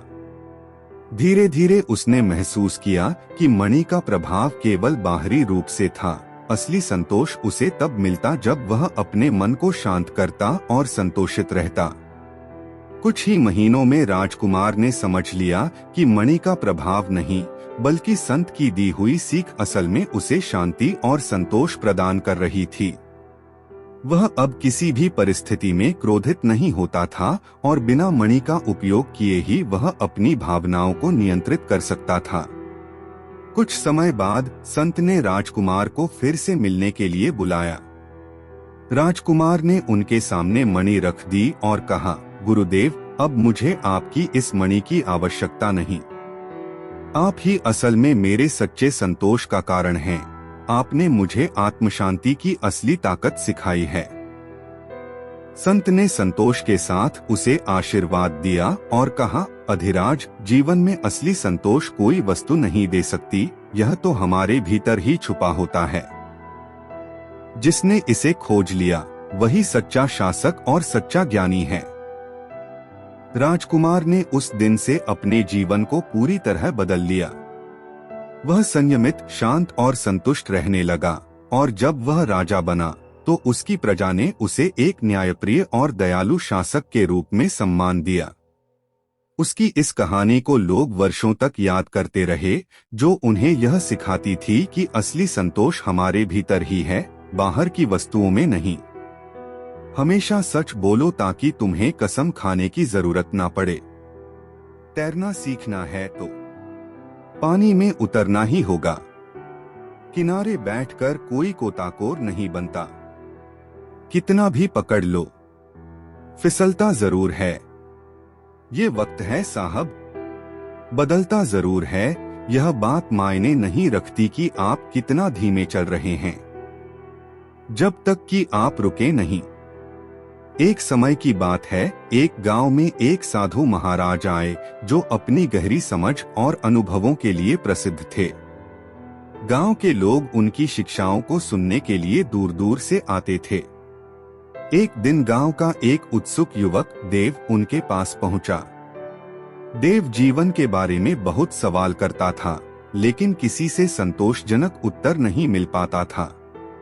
चलिए हम आपको एक और कहानी सुनाते हैं। वीडियो में आगे बढ़ने से पहले चैनल को सब्सक्राइब, वीडियो को लाइक और कमेंट में जय श्री कृष्णा लिखना ना भूलें। तो चलिए शुरू करते हैं। देव ने साधु महाराज से कहा, गुरुदेव, मेरे मन में 3 प्रश्न हैं, जिनका उत्तर पाकर ही मुझे शांति मिलेगी। कृपया मेरी जिज्ञासा को शांत करें। साधु महाराज ने ध्यान से उसकी बात सुनी और मुस्कुराते हुए कहा, पूछो देव, मैं तुम्हारे हर प्रश्न का उत्तर देने की कोशिश करूंगा। देव ने पहला प्रश्न पूछा, गुरुदेव, इस जीवन का असली उद्देश्य क्या है? साधु महाराज ने उसे एक सुनसान घाटी की ओर इशारा करते हुए कहा, वहाँ एक पुरानी गुफा है, तुम वहाँ जाओ और ध्यान लगाकर इस प्रश्न का उत्तर खोजने की कोशिश करो। जब तुम्हें उत्तर मिल जाए तब मेरे पास लौट आना। देव उस गुफा की ओर चल पड़ा। गुफा में पहुंचने पर उसने देखा कि वहां घना अंधेरा है और केवल एक दीपक जल रहा है। उसने ध्यान करना शुरू किया और धीरे धीरे उसे महसूस हुआ कि अंधेरा केवल बाहर नहीं बल्कि उसके भीतर भी है। कई घंटे ध्यान करने के बाद उसे महसूस हुआ कि जीवन का असली उद्देश्य अपने भीतर के अंधेरे को दूर कर ज्ञान और समझ की रोशनी फैलाना है। वह साधु महाराज के पास लौटा और उन्हें अपने अनुभव बताए। साधु महाराज ने उसे शाबाशी दी और कहा, तुमने अपने पहले प्रश्न का उत्तर पा लिया। अब देव ने दूसरा प्रश्न पूछा, गुरुदेव, सबसे बड़ी शक्ति क्या है? साधु महाराज ने उसे गांव के पास के जंगल की ओर भेजा और कहा, वहां एक पुराना और विशाल वट वृक्ष है, उसके पास जाओ और उसकी शक्ति को महसूस करो। देव उस वृक्ष के पास पहुंचा और उसकी विशालता, स्थिरता और मजबूती को देखकर अचंभित हो गया। कई दिनों तक उसने उस वृक्ष के नीचे ध्यान लगाया और महसूस किया कि असली शक्ति बाहरी रूप में नहीं बल्कि भीतर की स्थिरता, सहनशीलता और धैर्य में है। वह साधु महाराज के पास लौटा और अपना अनुभव साझा किया।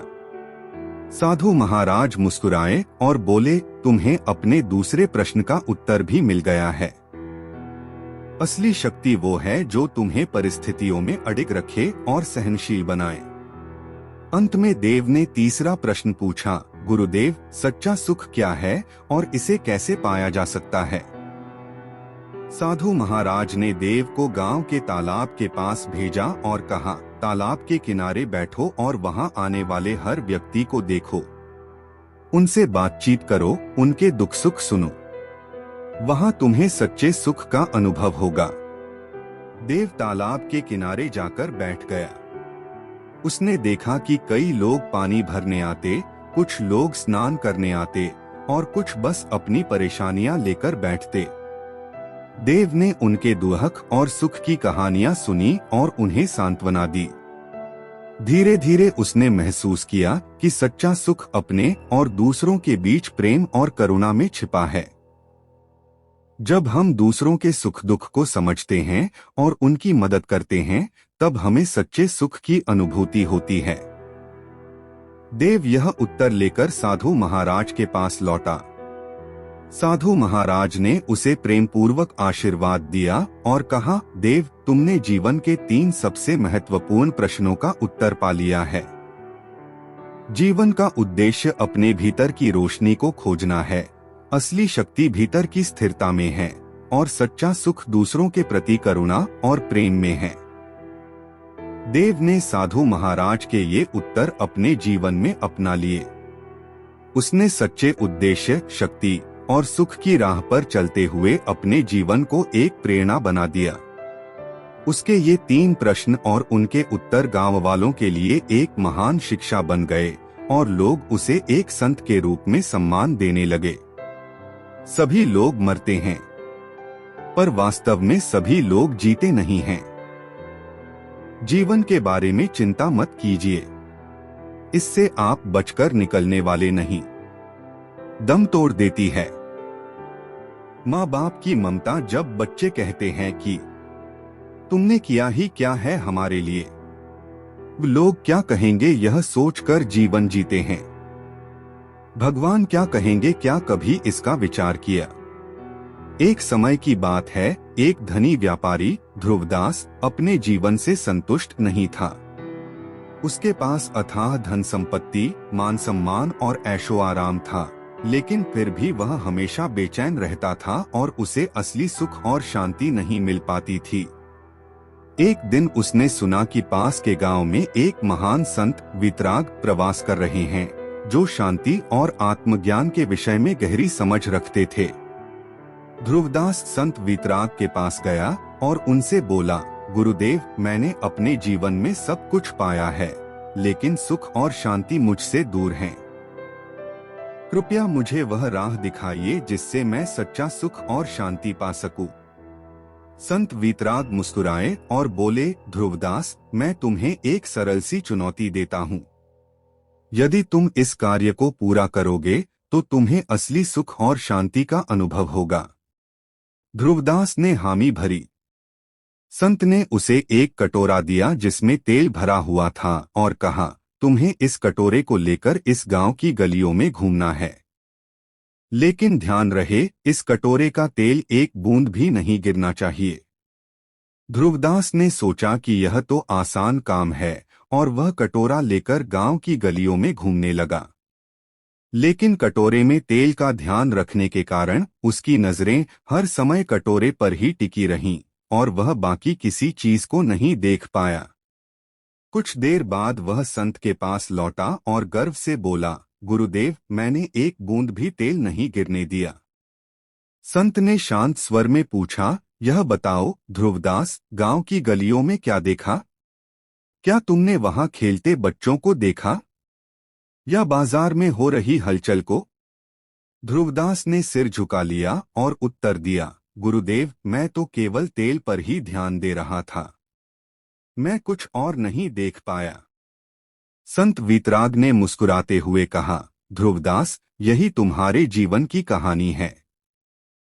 जैसे तुमने कटोरे के तेल पर ध्यान दिया, वैसे ही तुम अपने धन और संपत्ति पर ध्यान लगाते हुए जीवन के असली सौंदर्य और छोटी छोटी खुशियों को अनदेखा कर रहे हो। असली सुख और शांति पाने के लिए जरूरी है कि तुम अपने चारों ओर की दुनिया को भी देखो, लोगों के साथ जुड़ो और छोटी छोटी खुशियों को महसूस करो। ध्रुवदास को संत की बात समझ आ गई। उसने जाना कि सच्चा सुख केवल बाहरी चीजों में नहीं, बल्कि जीवन के अनुभवों, संबंधों और सरल खुशियों में भी छिपा है। उसने संत का आशीर्वाद लिया और अपने जीवन को बदलने का संकल्प लिया। उस दिन के बाद से ध्रुवदास ने अपने धन का उपयोग दूसरों की भलाई के लिए करना शुरू कर दिया। उसने अपने आसपास के लोगों की मदद की, उनके दुख दर्द को समझा और उनके साथ खुशियां बांटी। धीरे धीरे उसे असली सुख और शांति का अनुभव होने लगा। उसकी कहानी गांव में प्रेरणा का स्रोत बन गई और लोग समझ गए कि असली धन वही है जो हमारे दिलों को भर दे और जीवन में खुशियां लाए। दुनिया का उसूल है, जब तक काम है तब तक तेरा नाम है, वरना दूर से सलाम है। कुछ इसलिए भी पसंद आते हैं सच बोलने वाले लोग कि वो खुद टूट जाते हैं मगर किसी का दिल टूटने नहीं देते। ऐसा कौन है जिसके साथ आप अगले जन्म में भी वही रिश्ता रखना चाहोगे जो इस जन्म में था? कमेंट में जरूर बताना। चलिए हम आपको एक कहानी सुनाते हैं। बहुत समय पहले हिमालय की एक गुफा में धर्मगुरु ऋषि प्रताप रहते थे। ऋषि प्रताप अपने ज्ञान और तपस्या के लिए प्रसिद्ध थे और कई दूरदराज से लोग उनसे आशीर्वाद और मार्गदर्शन लेने आते थे।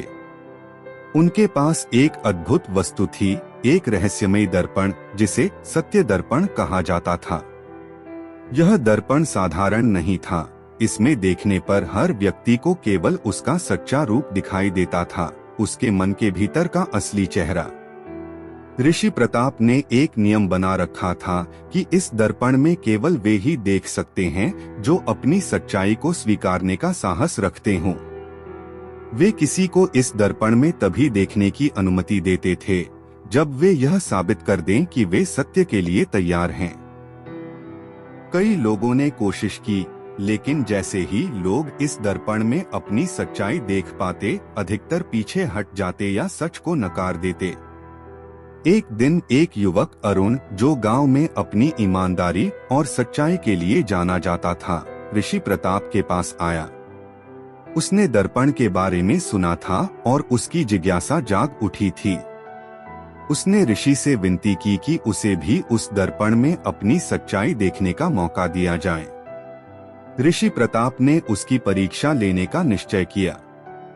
उन्होंने कहा, अरुण, इस दर्पण में देखने के लिए तुम्हें 3 परीक्षाओं को पार करना होगा।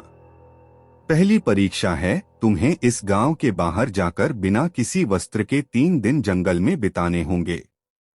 यह तुम्हारी लज्जा और डर को परखेगा। अरुण ने इस चुनौती को स्वीकार किया और 3 दिन बिना किसी डर और लज्जा के जंगल में बिताए। जब वह लौटा तो ऋषि प्रताप ने मुस्कुराते हुए उसे दूसरी परीक्षा दी। अब तुम्हें इस गांव के सभी लोगों के सामने खड़े होकर अपने सभी दोष और गलतियों का स्वीकार करना होगा। यह परीक्षा तुम्हारे अहंकार और ईमानदारी को परखेगी। अरुण ने साहस के साथ गांव वालों के सामने खड़े होकर अपनी सभी गलतियां स्वीकार की और उसमें उसे कोई शर्म नहीं आई। लोग उसकी ईमानदारी से प्रभावित हुए और उसकी इज्जत और बढ़ गई। अब आखिरी परीक्षा का समय था। ऋषि प्रताप ने कहा, अब तीसरी और अंतिम परीक्षा यह है कि तुम्हें मेरे इस दर्पण में अपना असली रूप देखना होगा। यह तुम्हें तुम्हारे भीतर छिपी अच्छाई और बुराई दोनों को दिखाएगा। क्या तुम इसके लिए तैयार हो? अरुण ने सिर हिलाकर हामी भरी और दर्पण के सामने खड़ा हो गया। उसने जैसे ही उसमें झांका, उसे अपनी हर छोटी बड़ी अच्छाई और बुराई स्पष्ट रूप से दिखने लगी। उसने अपने भीतर के सभी दोष देखे, लेकिन उसने उन्हें स्वीकार किया और उन्हें सुधारने की ठान ली। ऋषि प्रताप ने अरुण की साहसिकता और सच्चाई को देखकर उसे आशीर्वाद दिया और कहा, तुमने सत्य के मार्ग पर चलने का साहस दिखाया है। यह दर्पण अब तुम्हारे भीतर है, इसे हमेशा संभाल कर रखना। अरुण ने अपनी सच्चाई को अपनाकर एक महान इंसान बनने का संकल्प लिया। वह गांव में सत्य और धर्म का प्रतीक बन गया और उसकी कहानी आने वाली पीढ़ियों के लिए एक प्रेरणा बन गई। आज भी लोग कहते हैं कि अगर हम अपनी सच्चाई का सामना करने की हिम्मत करें तो हम अपने भीतर का असली दर्पण पा सकते हैं, जो हमें हमारे असली रूप का आभास कराता है। 2 बातों की गिनती करना छोड़ दे। खुद का दुख और दूसरों का सुख। जिंदगी आसान हो जाएगी। दीवारें मेरे संग रोती रही और लोग समझे कि मकान कच्चा है। वो अपने ही होते हैं जो लफ्जों से मार देते हैं। चलिए हम आपको एक और कहानी सुनाते हैं। वीडियो में आगे बढ़ने से पहले चैनल को सब्सक्राइब, वीडियो को लाइक और कमेंट में जय श्री कृष्णा लिखना ना भूले। तो चलिए शुरू करते हैं। पुराने समय की बात है। उत्तराखंड के एक शांत पहाड़ों के बीच ऋषि अत्रि का आश्रम था। ऋषि अत्रि अपने शिष्यों को योग, ध्यान और अध्यात्म का गूढ़ ज्ञान सिखाते थे। उनकी शिक्षा में एक विशेष बात थी। वह अपने शिष्यों से कहते थे कि सत्य को समझने के लिए खुद को पूरी तरह खो देना पड़ता है। उनके सभी शिष्य बहुत समर्पित थे, लेकिन उनमें से एक विशेष था, मृगांक। मृगांक अपने गुरु की हर आज्ञा का पालन करता था और पूरी निष्ठा से उनका कहा हर काम करता था। लेकिन उसके मन में एक बड़ी जिज्ञासा थी, सत्य क्या है? उसने कई बार ऋषि अत्रि से इस बारे में पूछा था, लेकिन हर बार उसे केवल एक मुस्कान ही उत्तर में मिलती। एक दिन ऋषि अत्रि ने अपने सभी शिष्यों को बुलाया और कहा, अब मैं वृद्ध हो चला हूँ और इस देह को छोड़ने का समय निकट है। लेकिन मेरी एक अंतिम इच्छा है। जो भी मेरे इस रहस्य को जानना चाहता है, उसे अपनी साधना में सबसे कठिन परीक्षा से गुजरना होगा। इस परीक्षा में सफल होने वाला ही सत्य को समझ पाएगा। शिष्यों ने गुरु की आज्ञा मान ली। ऋषि अत्रि ने एक बड़े पर्वत की ओर इशारा करते हुए कहा, जो कोई भी इस पर्वत के शीर्ष तक बिना रुके और बिना किसी से बात किए पहुंच जाएगा, वह इस सत्य को समझने की पात्रता पाएगा। लेकिन याद रखना, यह सफर जितना दिखता है उतना आसान नहीं है। मृगांक ने निश्चय किया कि वह इस चुनौती को पूरा करेगा। उसने बिना किसी संकोच के पर्वत के शिखर की ओर यात्रा शुरू की। रास्ता कठिन और खतरों से भरा हुआ था। जंगली जानवर, गहरी खाइयां और बर्फीली हवाएं। लेकिन मृगांक ने बिना रुके और बिना किसी से बात किए अपना सफर जारी रखा। कई बार उसे लगा कि वह इस सफर को पूरा नहीं कर पाएगा, लेकिन गुरु की दी हुई सीख उसे याद आती रही। अंततः वह पर्वत के शिखर पर पहुंच गया, जहां एक गुफा में उसके गुरु ऋषि अत्रि पहले से बैठे हुए थे। मृगांक को देखकर ऋषि अत्रि मुस्कुराए और बोले, तुमने सफर पूरा कर लिया मृगांक। अब मेरे पास सत्य का उत्तर है, लेकिन पहले तुम्हें एक सवाल का जवाब देना होगा। इस सफर के दौरान तुमने क्या अनुभव किया? मृगांक ने उत्तर दिया, गुरुदेव, इस यात्रा में मैं कई बार थका, डरा और निराश हुआ। लेकिन हर बार आपकी दी हुई शिक्षा मुझे आगे बढ़ने का साहस देती रही। मैंने सीखा कि सत्य केवल पहुंचने की मंजिल नहीं है, यह हर कदम पर धैर्य, साहस और स्वयं को खोने का अनुभव है। ऋषि अत्रि ने संतोष की मुस्कान के साथ कहा, मृगांक, तुमने इस यात्रा में जो महसूस किया वही असल में सत्य है। सत्य बाहर कहीं नहीं है, वह हमारे भीतर की इस यात्रा में छिपा हुआ है।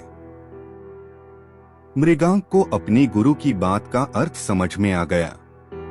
उसने महसूस किया कि सत्य को पाने के लिए किसी विशेष स्थान पर जाना नहीं पड़ता, बल्कि यह हमारी यात्रा और अनुभवों में ही समाया होता है।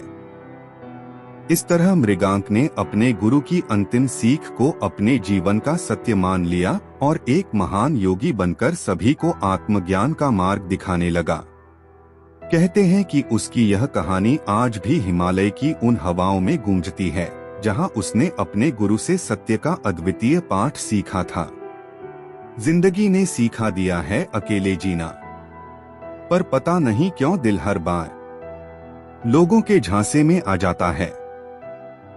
कमाल का ताना दिया आज मंदिर में भगवान ने। मांगने ही आते हो, कभी मिलने भी आया करो। जब दर्द और कड़वी बोली दोनों सहन होने लगे तो समझ लेना जीना आ गया। किसी को उजाड़ कर बसे तो क्या बसे, किसी को रुलाकर हंसे तो क्या हंसे। बहुत समय पहले की बात है, एक महान ऋषि स्वर्णदेव हिमालय की एक ऊंची चोटी पर अपनी तपस्या में लीन रहते थे। ऋषि स्वर्णदेव को अपनी आध्यात्मिक शक्ति के लिए जाना जाता था। वे बहुत ही कम बोलते थे और उनकी उपस्थिति में लोग अपने आप ही शांत और स्थिर महसूस करते थे। लोग दूर दूर से उनके पास अपनी समस्याओं के समाधान के लिए आते और ऋषि स्वर्णदेव उन्हें अपने अनोखे तरीकों से जीवन के कठिन प्रश्नों का उत्तर देते थे। एक दिन उनके एक प्रमुख शिष्य सत्यार्थ ने ऋषि से पूछा, गुरुदेव, आपने इतनी शक्तियाँ और ज्ञान प्राप्त किया है, मैं भी आपकी तरह जीवन की सच्चाई समझना चाहता हूँ। कृपया मुझे भी अपनी शक्ति और ज्ञान का एक हिस्सा दें। ऋषि स्वर्णदेव मुस्कुराए और बोले, सत्यार्थ, सच्चाई पाने के लिए केवल ज्ञान की जरूरत नहीं होती, बल्कि धैर्य और समझ की भी आवश्यकता होती है। यदि तुम तैयार हो तो मैं तुम्हें एक अनोखी यात्रा पर भेजूंगा। सत्यार्थ ने तुरंत हामी भर दी। ऋषि ने उसे एक छोटा कपड़ा दिया जिसमें 5 चमकदार पत्थर थे। उन्होंने कहा, इन 5 पत्थरों को लेकर इस जंगल के 5 विशेष स्थानों पर जाओ और इन्हें वहां छोड़ दो। लेकिन ध्यान रखना, हर स्थान पर जाकर वहां का अनुभव तुम खुद में पूरी तरह से महसूस करो। ये 5 पत्थर तुम्हारे भीतर के 5 सत्य को उजागर करेंगे। सत्यार्थ ने पत्थरों को लिया और पहला पत्थर लेकर जंगल की यात्रा पर निकल पड़ा। पहले स्थान पर पहुंचते ही उसने उसे एक झरने के पास रख दिया। जैसे ही उसने पत्थर रखा, उसे अपने भीतर शांति का एक गहरा अनुभव हुआ। उसे समझ में आया कि जीवन में शांति बाहरी चीजों में नहीं, बल्कि हमारे भीतर होती है। दूसरे स्थान पर पहुंचकर उसने दूसरा पत्थर एक प्राचीन बरगद के नीचे रखा। वहां उसे अपने भीतर स्थिरता का एहसास हुआ। उसने जाना कि जीवन में स्थिरता पाने के लिए हर परिस्थिति में धैर्य और स्थिर मन होना आवश्यक है। तीसरे स्थान पर पहुंचकर उसने तीसरा पत्थर एक गुफा के भीतर रखा। वहां गहरी अंधेरी गुफा में उसने डर का अनुभव किया, लेकिन अपने भीतर झांककर उसने महसूस किया कि असली साहस डर को समझने और उसे स्वीकार करने में है। चौथे स्थान पर पहुंचकर उसने चौथा पत्थर एक ऊंची चोटी पर रखा। वहां से उसे दूर दूर तक के दृश्य दिखाई दिए। उसने समझा कि जीवन को बड़े नजरिए से देखना जरूरी है, ताकि हम छोटी छोटी परेशानियों से ऊपर उठ सकें। अंतिम स्थान पर उसने 5वां पत्थर एक शांत झील के किनारे रखा। जैसे ही उसने यह किया, उसने अपने भीतर प्रेम का गहरा भाव अनुभव किया। उसने जाना कि जीवन का अंतिम सत्य प्रेम में छिपा हुआ है और सच्चे प्रेम में ही सारा संसार समाहित है। जब सत्यार्थ अपने गुरु के पास लौटकर आया तो उसके चेहरे पर एक अलग ही चमक थी। ऋषि स्वर्णदेव ने उसे देखकर कहा, सत्यार्थ, यह यात्रा तुम्हारे लिए साधारण नहीं थी। इन 5 पत्थरों ने तुम्हें जीवन के 5 महत्वपूर्ण सत्य सिखाए हैं: शांति, स्थिरता, साहस, दृष्टिकोण और प्रेम। इन 5 गुणों को अपने जीवन में बनाए रखो और ये ही तुम्हारा सच्चा मार्गदर्शन करेंगे। सत्यार्थ ने गुरु की यह सीख अपने जीवन में अपना ली और जीवन भर इन सच्चाइयों के अनुसार जीता रहा। उसने गुरु के आशीर्वाद और सिखाई हुई सच्चाइयों को दूसरों तक पहुंचाया। इस तरह ऋषि स्वर्णदेव के 5 पत्थरों की कहानी एक महान प्रेरणा बनी।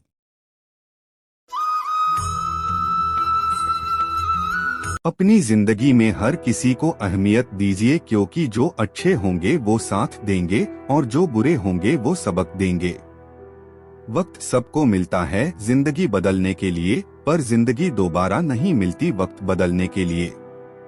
जिंदगी 2 दिन की है, एक दिन आपके हक में, एक दिन आपके खिलाफ। जिस दिन हक में हो गुरूर मत करना, और जिस दिन खिलाफ हो थोड़ा सा सब्र जरूर करना। खुद से नहीं हारोगे तो अवश्य जीतोगे। कोशिश करो कि जिंदगी का हर लम्हा अच्छे से अच्छा गुजरे, क्योंकि जिंदगी नहीं रहती पर अच्छी यादें हमेशा जिंदा रहती हैं। बहुत समय पहले राजस्थान के एक छोटे से गांव में आरव नाम का एक युवक रहता था। आरव गरीब था, लेकिन उसके पास एक बड़ा दिल और मजबूत इरादे थे। वह मेहनत करके अपनी माँ और छोटे भाई का पालन पोषण कर रहा था। आरव का सपना था कि वह एक दिन अपने गांव का नाम रोशन करे। गांव में एक परिवार की बेटी आर्या थी, जो बहुत सुंदर और पढ़ी लिखी थी। आर्या के माता पिता उसे पढ़ने के लिए शहर भेजना चाहते थे, ताकि वह पढ़ाई में और आगे बढ़ सके। एक दिन आरव और आर्या की मुलाकात गांव के मंदिर में हुई, जहां आर्या अपने माता पिता के साथ पूजा करने आई थी। उनकी आंखें मिलीं और पहली बार में ही दोनों को एक दूसरे के लिए कुछ खास महसूस हुआ। वक्त के साथ दोनों में दोस्ती हुई और वह दोस्ती धीरे धीरे प्यार में बदल गई। आर्या के शहर जाने से पहले दोनों ने अपने प्यार का इजहार किया। आरव ने वादा किया कि वह कड़ी मेहनत करेगा और एक दिन ऐसा मुकाम हासिल करेगा कि आर्या के माता पिता भी उनके रिश्ते को स्वीकार कर लेंगे। आरव दिन रात मेहनत करने लगा।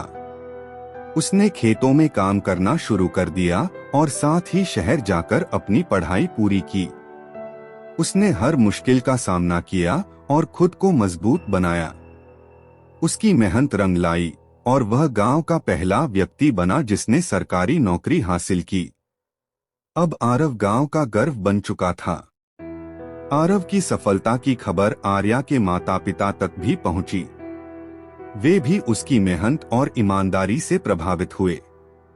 उन्होंने आरव और आर्या के रिश्ते को स्वीकार कर लिया। आर्या जब शहर से लौटी तो वह अपने गांव की परंपराओं और प्यार के साथ अपने प्यार के पास आ गई। गांव वालों ने धूमधाम से आरव और आर्या की शादी करवाई।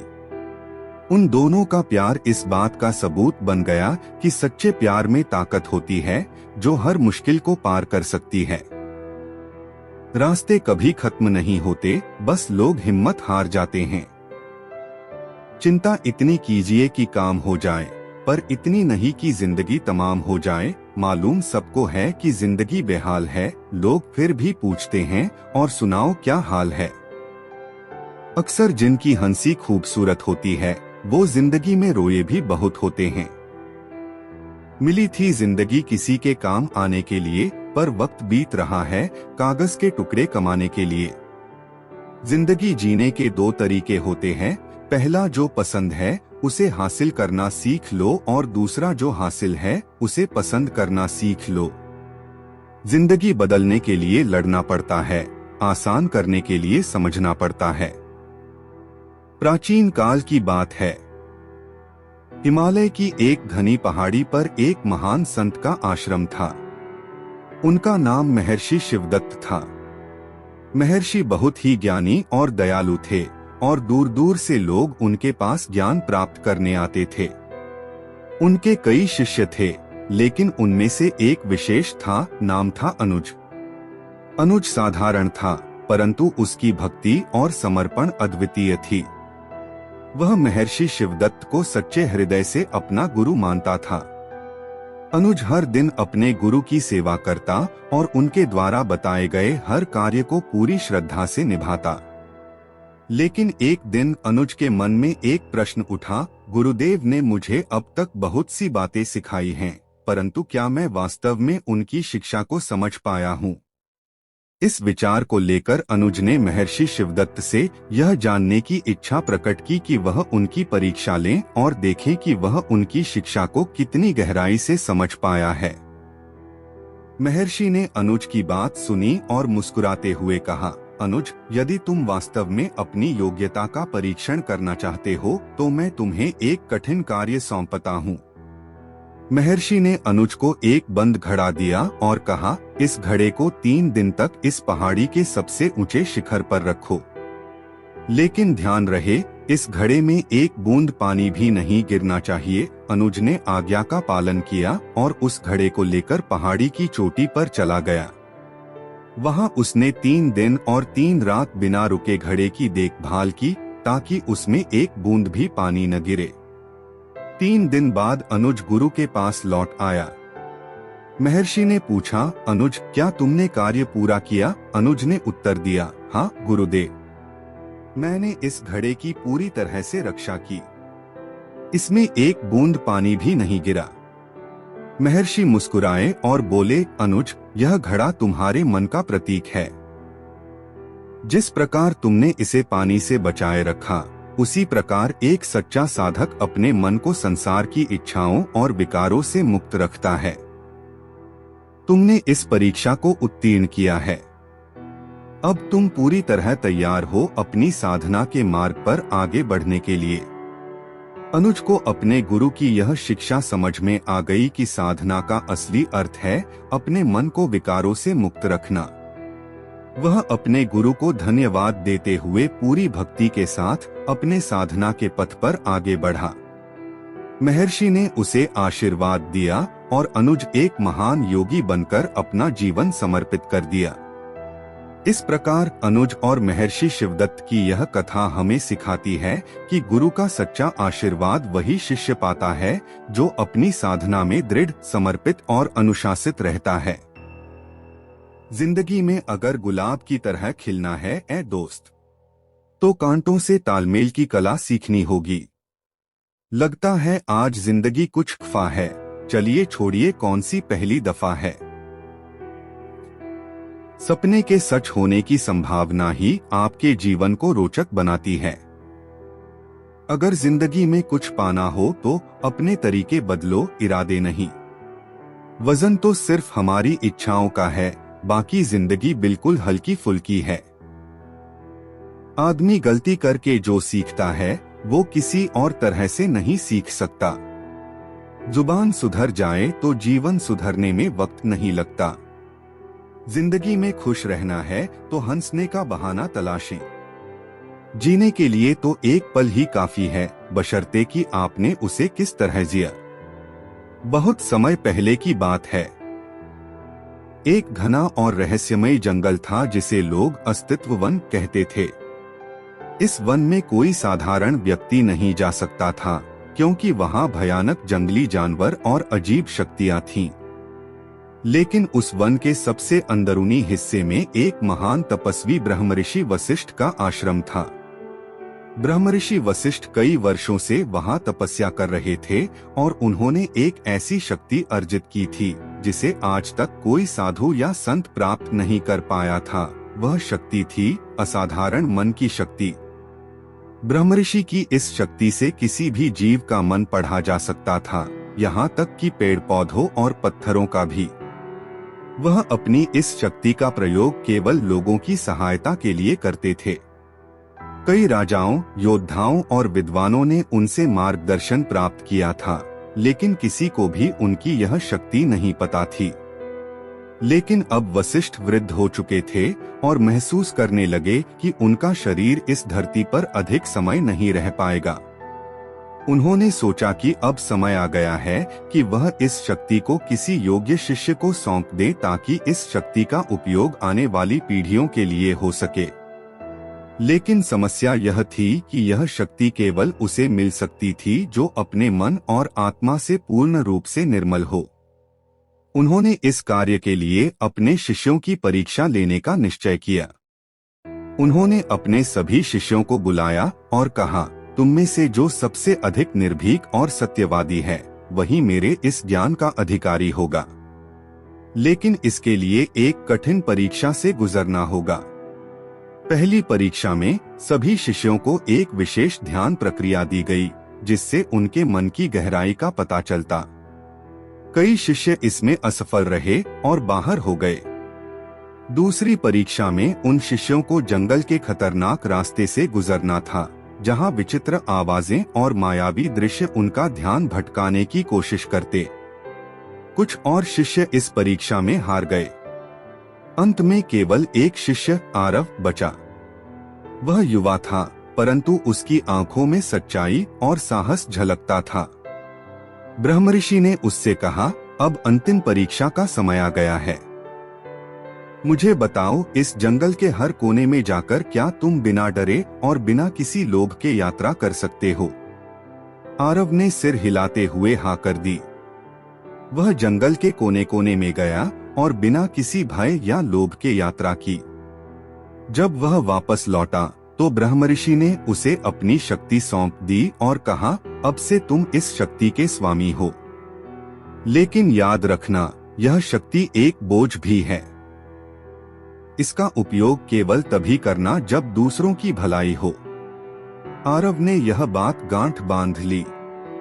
उसने पूरी निष्ठा के साथ अपने गुरु की दी हुई शक्ति का उपयोग केवल तब किया जब किसी को सच्चे मार्ग पर लाना होता। इस तरह एक नई पीढ़ी को यह रहस्य भले ही न पता चले, लेकिन आरव ने अपने गुरु की इस अंतिम इच्छा को सदा याद रखा। इस अनोखी शक्ति का रहस्य आज भी उस अस्तित्व वन में कहीं छिपा हुआ है। कहते हैं कि आज भी कोई उस वन के भीतर जाता है तो उसे कई रहस्यमय अनुभव होते हैं, मानो आज भी ब्रह्मऋषि की आत्मा वहां हर किसी का परीक्षण कर रही हो।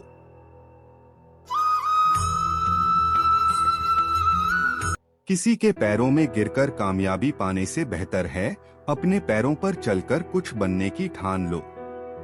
जिंदगी ने सवालात बदल डाले, वक्त ने हालात बदल डाले, हम तो आज भी वही हैं जो कल थे, बस लोगों ने अपने ख्यालात बदल डाले। जिंदगी बहुत हसीन है, कभी हंसाती है तो कभी रुलाती है। छोटी सी जिंदगी है, हंस के जियो, भुला के गम सारे दिल से जियो, अपने लिए न सही अपनों के लिए जियो। जिनमें अकेले चलने का हौसला होता है, उनके पीछे एक दिन काफिला होता है। बहुत समय पहले की बात है, एक छोटे से गांव में एक युवा विक्रम रहता था, जिसे हमेशा से अनोखे और साहसिक काम करने का शौक था। उसके गांव में एक पुरानी कहावत थी कि गांव से पहाड़ के उस पार जाना नामुमकिन है। लोग कहते थे कि पहाड़ के उस पार जाने वाले लोग कभी वापस नहीं आए। इस डर के कारण कई लोग कोशिश तक नहीं करते थे। विक्रम को इस बात में यकीन नहीं था। उसने सोचा कि शायद इस डर के पीछे सिर्फ अज्ञानता है। उसने ठान लिया कि वह उस पहाड़ के पार जाएगा और लोगों के लिए एक नया रास्ता बनाएगा। विक्रम जानता था कि यह यात्रा खतरों से भरी होगी। उसने खुद को अच्छे से तैयार किया और अपनी यात्रा की शुरुआत की। जैसे ही वह पहाड़ के करीब पहुंचा, उसे कई कठिनाइयों का सामना करना पड़ा। वह जंगलों, नदियों और संकरी घाटियों से गुजरा, लेकिन उसके हौसले बुलंद थे।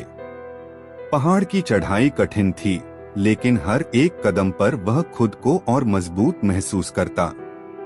कई बार उसे लगा कि उसे वापस लौट जाना चाहिए, लेकिन उसे गांव वालों की उम्मीद याद आई। कई दिन की यात्रा के बाद विक्रम एक बहुत ऊंची और खड़ी चट्टान के पास पहुंचा। इस चट्टान को पार करना लगभग असंभव था। वह सोच में पड़ गया कि क्या वह अब वापस लौट जाए। तभी उसके मन में एक आवाज आई, तूने ये यात्रा इस चट्टान के सामने हार मानने के लिए नहीं शुरू की। यह तेरा असली इम्तिहान है। विक्रम ने अपने सारे डर और कमजोरी को एक तरफ रखा और चट्टान पर चढ़ने लगा। जैसे जैसे वह चढ़ता गया, उसके हाथों में चोट लग गई, पैरों में थकान बढ़ने लगी, लेकिन उसने हार नहीं मानी। वह आगे बढ़ता रहा और आखिरकार उसने उस चट्टान को पार कर लिया। चट्टान के पार पहुंचते ही विक्रम ने पहाड़ के दूसरी तरफ का नजारा देखा। वहां एक खूबसूरत और उपजाऊ भूमि थी, जो गांव वालों के लिए कई अवसर लेकर आ सकती थी। उसने अपनी इस यात्रा का उद्देश्य पूरा कर लिया था। उसने वहां एक निशान छोड़ा ताकि दूसरों के लिए रास्ता साफ हो सके। जब वह गांव लौटा और लोगों को अपनी यात्रा के बारे में बताया, तो सभी हैरान रह गए। विक्रम ने उन्हें विश्वास दिलाया कि अगर वे अपनी सोच से डर को हटा दें और साहस के साथ अपने सपनों के पीछे चलें, तो कोई भी पहाड़ उन्हें रोक नहीं सकता। इस कहानी से हमें यह सीखने को मिलता है कि अगर हम खुद पर भरोसा करें और साहस के साथ अपने सपनों के लिए लड़े तो असंभव भी संभव बन सकता है। असली वीर वही है जो अपने डर को पीछे छोड़कर रास्ता खुद बनाता है। मेहनत इतनी खामोशी से करो कि सफलता शोर मचा दे। एक बात सीखी है रंगों से, अगर निखरना है तो बिखरना जरूरी है। माना कि आपकी किस्मत आपको मौका देगी, मगर आपकी मेहनत सबको चौंका देगी। जो कट जाती है उसे उम्र कहते हैं और जिसे जीते हैं उसे जिंदगी कहते हैं। जिंदगी वैसी नहीं है जैसी आप इसके लिए कामना करते हैं, यह तो वैसी बन जाती है जैसा आप इसे बनाते हैं। जिंदगी की असली खूबसूरती ये नहीं कि आप कितने खुश हैं, जिंदगी की असली खूबसूरती तो ये है कि दूसरे आपसे कितने खुश हैं। जिंदगी हंसी है, जिंदगी से प्यार करो, हो रात तो सुबह का इंतजार करो, वो पल भी आएगा जिस पल का इंतजार है आपको, बस खुदा पे भरोसा और वक्त पे एतबार करो।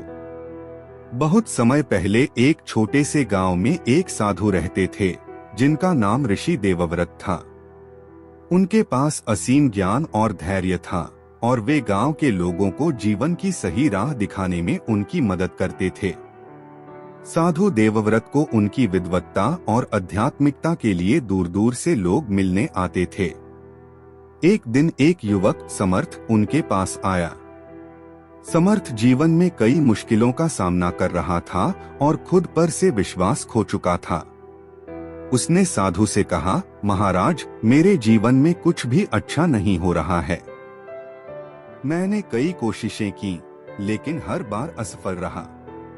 क्या मैं कभी अपने लक्ष्य तक पहुंच पाऊंगा?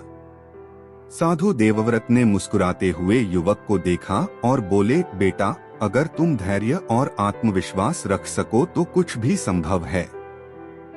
पर मैं देखना चाहता हूँ कि तुम्हारे भीतर कितनी शक्ति और धैर्य है। क्या तुम मेरी एक परीक्षा में भाग लोगे? समर्थ ने सहमति जताई। तब साधु ने उसे एक बहुत बड़ा पत्थर दिया और कहा, इसे अपने घर ले जाओ और इसे रोज रगड़ो। जब यह पत्थर चमकने लगेगा तब तुम्हें अपने सवालों का जवाब मिल जाएगा। समर्थ ने साधु की बात मानी और हर दिन उस पत्थर को रगड़ता रहा। दिन बीतते गए लेकिन पत्थर में कोई बदलाव नहीं आया। एक महीना बीत गया और फिर कई महीने, लेकिन पत्थर बिल्कुल वैसा ही रहा। समर्थ का मन टूटने लगा। उसने सोचा, क्या यह सब व्यर्थ है? साधु ने मुझसे ऐसा क्यों करने को कहा? लेकिन उसने फिर भी रुकने का नाम नहीं लिया। वह रोज उस पत्थर को रगड़ता रहा, यह सोचते हुए कि शायद उसके भीतर कोई रहस्य हो। साल भर बाद भी पत्थर में कोई खास फर्क नहीं आया। एक दिन साधु देवव्रत खुद समर्थ के घर आए। उन्होंने देखा कि समर्थ अभी भी पत्थर को रगड़ रहा था। साधु मुस्कुराए और समर्थ से बोले, बेटा, तुमने जो समय और मेहनत इस पत्थर पर लगाई है वह वास्तव में पत्थर को चमकाने के लिए नहीं थी। असल में यह समय तुम्हारे धैर्य और आत्मविश्वास को परखने के लिए था। समर्थ चौंक गया। साधु ने समझाया, जैसे तुमने इस पत्थर को रगड़ने में धैर्य दिखाया, वैसे ही अपने जीवन की कठिनाइयों को भी धैर्य और विश्वास के साथ पार कर सकते हो। यह यात्रा असल में तुम्हें खुद पर भरोसा करने और जीवन की मुश्किलों का सामना करने की शक्ति सिखाने के लिए थी। समर्थ ने अब समझा कि साधु ने उसे यह परीक्षा क्यों दी थी। उसकी आत्मशक्ति और धैर्य अब पहले से कहीं अधिक मजबूत हो गए थे। उसने अब जीवन की हर मुश्किल का सामना धैर्य और आत्मविश्वास के साथ करना सीख लिया था और अंततः उस दृढ़ता के बल पर उसने अपने जीवन में सफलता हासिल की। इस कहानी से हमें यह सीखने को मिलता है कि जीवन में धैर्य और आत्मविश्वास से ही हम कठिन से कठिन मुश्किलों का सामना कर सकते हैं। सही परिणाम पाने के लिए हमें खुद पर और अपनी मेहनत पर भरोसा करना चाहिए। जिंदगी की कशमकश में थोड़ा उलझ गए हैं दोस्तों, वरना हम तो उनमें से हैं जो दुश्मनों को भी अकेला महसूस नहीं होने देते। जिंदगी में जितनी बड़ी मुश्किलें होंगी उतना ही बड़ा आपका नाम होगा अगर आपने उन पर काबू पा लिया। मंजिलें कितनी भी ऊंची हो, रास्ते हमेशा पैरों के नीचे होते हैं। हजारों उलझने राहों में और कोशिशें बेहिसाब, इसी का नाम है जिंदगी। चलते रहिए जना। ऐ मेरे अच्छे वक्त तू भी जरा धीरे धीरे चल, हमने बुरे वक्त को बहुत धीरे से गुजरते देखा है। जिंदगी की असली उड़ान अभी बाकी है, जिंदगी के कई इम्तिहान अभी बाकी है। अभी तो नापी है मुट्ठी भर जमी हमने, अभी तो सारा आसमान बाकी है। जीवन में 4 चीजें मत तोड़िए, विश्वास, रिश्ता, हृदय, वचन, क्योंकि जब यह टूटते हैं तो कोई आवाज नहीं होती, लेकिन दर्द और कष्ट बहुत होता है। जब लोग बदल सकते हैं तो किस्मत क्या चीज है। एक छोटे से गांव में यश नाम का एक युवक रहता था। उसका जीवन बहुत ही साधारण था और हर दिन वह वही पुरानी बातें करता था, वही काम करता था। एक दिन उसके गांव में एक साधु आए जिनके बारे में लोग कहते थे कि उन्होंने अपने जीवन में सच्चा आत्मज्ञान पाया है। यश ने सोचा कि अगर वह इस साधु से कुछ सीख सके तो शायद उसका जीवन बदल सकता है।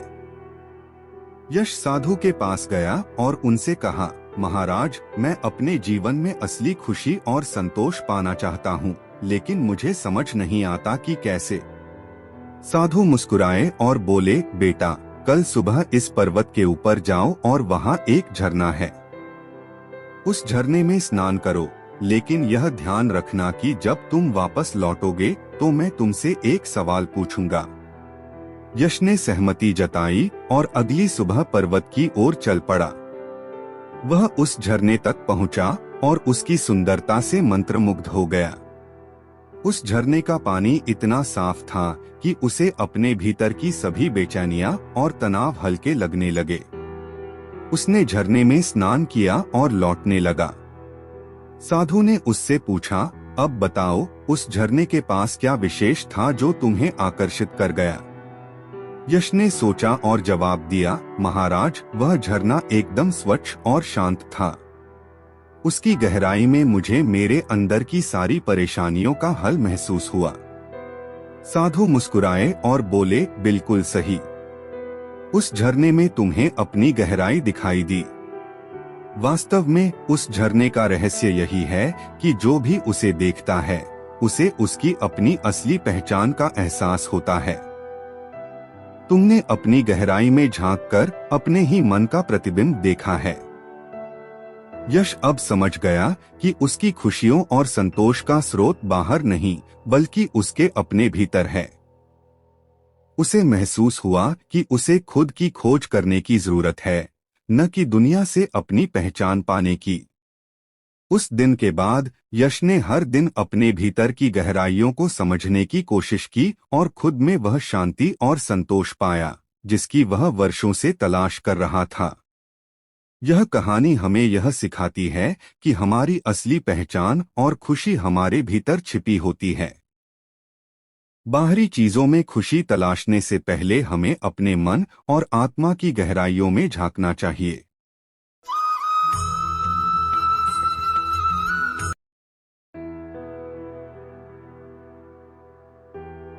कुछ मिनट में जिंदगी नहीं बदलती, पर कुछ मिनट में सोच कर लिया हुआ फैसला पूरी जिंदगी बदल देता है। इसलिए फैसलों को अहमियत दीजिए। दुनिया की सबसे अच्छी किताब हम स्वयं हैं। खुद को समझ लीजिए, सभी समस्याओं का समाधान हो जाएगा। जिंदगी में जो हम चाहते हैं वो आसानी से नहीं मिलता, लेकिन जिंदगी का एक सच यह भी है कि जो हम चाहते वो आसान नहीं होता। मेरी जिंदगी एक बंद किताब है जिसे आज तक किसी ने खोला नहीं। जिसने खोला उसने पढ़ा नहीं, जिसने पढ़ा उसने समझा नहीं, और जो समझ सका वो मिला नहीं। पानी में तस्वीर कहाँ बनती है, ख्वाबों से तकदीर कहाँ बनती है। कोई भी रिश्ता हो जिंदगी में सच्चे दिल से निभाओ, क्योंकि ये जिंदगी वापस किसे मिलती है। बहुत समय पहले की बात है, अफ्रीका के एक छोटे से गांव में हाशिम नाम का एक किसान रहता था। उसके पास थोड़ी सी जमीन और कुछ पशु थे, लेकिन वह हमेशा गरीबी में रहता था। एक दिन एक व्यापारी उसके गांव आया और उसने गांव वालों को बताया कि दुनिया में ऐसे लोग हैं जो हीरे और बहुमूल्य रत्नों की खोज कर अमीर बन जाते हैं। उसने यह भी बताया कि अफ्रीका के विभिन्न हिस्सों में ऐसी खदानें हैं जहां से हीरे मिल सकते हैं। हाशिम इस बात से बहुत प्रेरित हुआ। उसने सोचा कि अगर वह भी हीरे की खोज में सफल हो गया तो उसकी जिंदगी पूरी तरह बदल सकती है।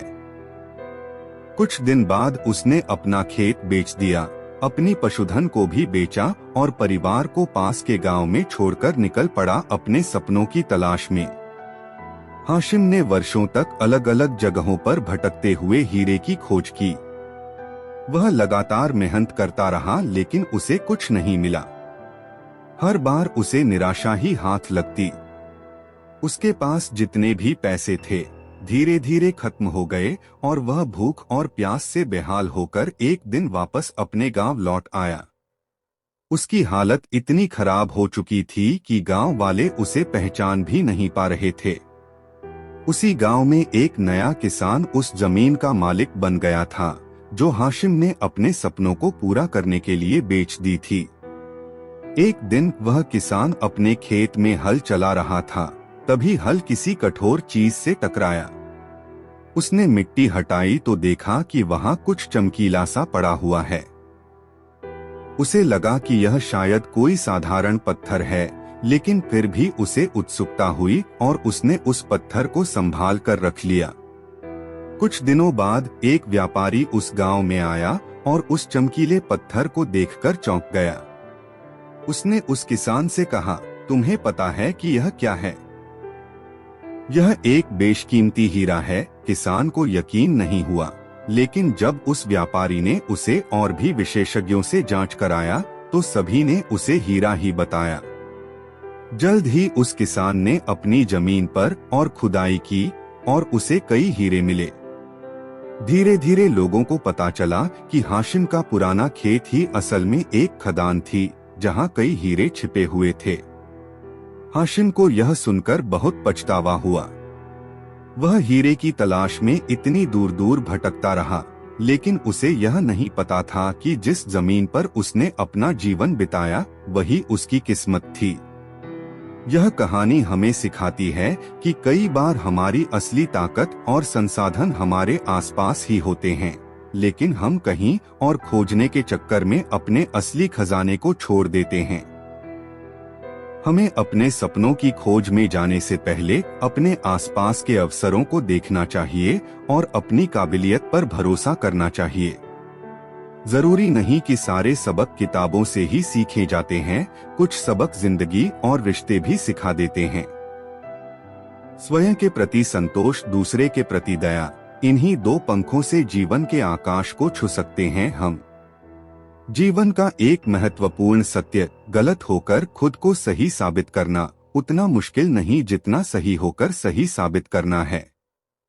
जीवन में कभी समझौता करना पड़े तो कोई बड़ी बात नहीं है, क्योंकि झुकता वही है जिसमें जान होती है, अकड़ तो मुर्दे की पहचान होती है।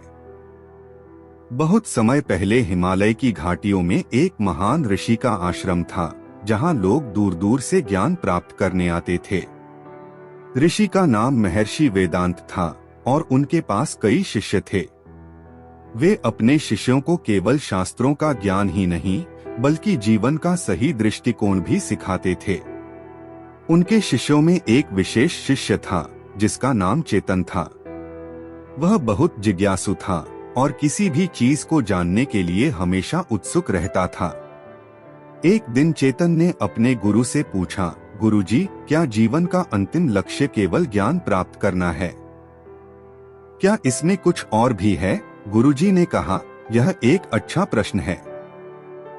ज्ञान से अधिक महत्वपूर्ण है उसका प्रयोग, लेकिन इसका उत्तर तुम स्वयं पाओगे। चेतन ने कहा कि वह हर उत्तर को खुद समझना चाहता है और अपने अनुभव से उसे जानना चाहता है। इस पर गुरुजी ने उसे कुछ दूर स्थित एक गांव में जाने के लिए कहा और बताया कि वहां उसका उत्तर मिल जाएगा। उन्होंने उसे निर्देश दिया कि वह हर गांव वाले से बातें करे, उनके जीवन को समझे और सबसे अंत में गांव के सबसे बूढ़े व्यक्ति से मिले। चेतन ने गुरु की बात मान ली और गांव के लिए निकल पड़ा। गांव में पहुंचकर चेतन ने एक किसान को देखा जो खेत में कठिन मेहनत कर रहा था। उसने किसान से पूछा, आपके लिए जीवन का सबसे बड़ा उद्देश्य क्या है? किसान ने कहा, मेरे लिए मेरा खेत और मेरे परिवार का सुख ही सब कुछ है। फिर चेतन एक कुम्हार के पास गया और उससे वही सवाल पूछा। कुम्हार ने जवाब दिया, मेरा जीवन मेरे काम में है। मैं मिट्टी को एक सुंदर आकार में ढालता हूँ और यही मेरे लिए संतोष का कारण है। चेतन ने धीरे धीरे गांव के हर व्यक्ति से मिलकर उनके जीवन के उद्देश्यों को समझने की कोशिश की। हर किसी का जवाब अलग था, लेकिन सभी अपने अपने काम में संतुष्ट और खुश थे। इससे चेतन ने जाना कि हर व्यक्ति का जीवन का अर्थ उसकी अपनी दृष्टि और अनुभव पर निर्भर है। अंत में चेतन गांव के सबसे वृद्ध व्यक्ति के पास पहुंचा। वह व्यक्ति जीवन के लगभग 100 वर्ष पूरे कर चुका था और अपने घर के सामने बैठे हुए नदी को देख रहा था। चेतन ने उससे पूछा, बाबा, आपके लिए जीवन का अंतिम लक्ष्य क्या है? वृद्ध व्यक्ति ने मुस्कुराते हुए कहा, जीवन का अंतिम लक्ष्य कुछ भी नहीं है, केवल वह समझने का प्रयास है कि जीवन में हर अनुभव एक सिखाने वाला पाठ है। वृद्ध व्यक्ति ने चेतन को नदी की ओर इशारा किया और कहा, देखो इस नदी को। यह बिना रुके बहती है, कभी आगे बढ़ती है तो कभी रुक जाती है। इसे न तो कोई मंजिल चाहिए और न ही कोई लक्ष्य। यह सिर्फ अपने बहने में संतुष्ट है। इसी प्रकार जीवन भी केवल बहाव में संतोष पाने का नाम है। चेतन को एहसास हुआ कि जीवन केवल लक्ष्य तक पहुंचने का नाम नहीं है, बल्कि यह उस यात्रा का नाम है जो हम उस लक्ष्य की ओर जाते हुए करते हैं। चेतन ने गांव से लौटकर अपने गुरु के सामने जाकर अपनी समझ को बताया। गुरु ने मुस्कुराते हुए कहा, तुमने सही सीखा चेतन। जीवन का उद्देश्य केवल कुछ प्राप्त करना नहीं है, बल्कि हर अनुभव से सीखना और संतोष पाना है। ज्ञान केवल तभी सार्थक होता है जब हम इसे अपने अनुभवों में ढाल पाते हैं। यह कहानी हमें यह सिखाती है कि जीवन का असली उद्देश्य केवल लक्ष्य प्राप्त करना नहीं है, बल्कि हर कदम पर सीखना और उस यात्रा में संतोष पाना है। हम सभी अपने अपने अनुभवों के माध्यम से जीवन की गहराई को समझ सकते हैं। जीवन में हमेशा इंतजार ही नहीं करना चाहिए, क्योंकि सही वक्त कभी नहीं आता, उसे लाना पड़ता है। इंसान एक ऐसा गाफिल मंसूबा साज है कि वह अपनी सारी जिंदगी की प्लानिंग में कभी अपनी मौत को शामिल ही नहीं करता। इंसान नीचे बैठा दौलत गिनता है, कल इतनी थी आज इतनी बढ़ गई।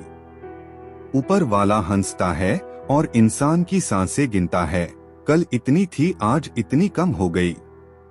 जिंदगी की उलझनों ने मेरी शरारतें कम कर दी और लोग समझते हैं कि मैं समझदार हो गया। जिंदगी तो कठिनाइयों का रास्ता है, मंजिल अपनी कुछ खास रखना, सफलता जरूर मिलेगी, बस इरादे नेक और हौसले बेहिसाब रखना। बहुत समय पहले की बात है, एक छोटे से गांव में एक गरीब लड़का रणवीर अपनी मां के साथ रहता था। उसका बचपन गरीबी में बीता, लेकिन उसमें एक अद्भुत गुण था, उसकी लगन और मेहनत। वह पढ़ाई में बहुत अच्छा था और हमेशा अपने शिक्षक की बातों को ध्यान से सुनता था। उसका सपना था कि वह एक दिन बड़ा आदमी बने और अपनी मां को सभी सुख सुविधाएं दे। रणवीर की मां मेहनत मजदूरी कर घर का खर्चा चलाती थी, लेकिन उसके पास इतने पैसे नहीं थे कि वह अपने बेटे को ऊंची शिक्षा दिला सके। लेकिन रणवीर ने हार नहीं मानी। उसने अपने गांव के पुस्तकालय में जाकर किताबें पढ़नी शुरू की और हर रोज कुछ नया सीखने का संकल्प लिया। रणवीर रोज सुबह जल्दी उठता और सूरज की पहली किरण के साथ पढ़ाई शुरू कर देता। वह सूरज को देखता और सोचता, अगर यह सूरज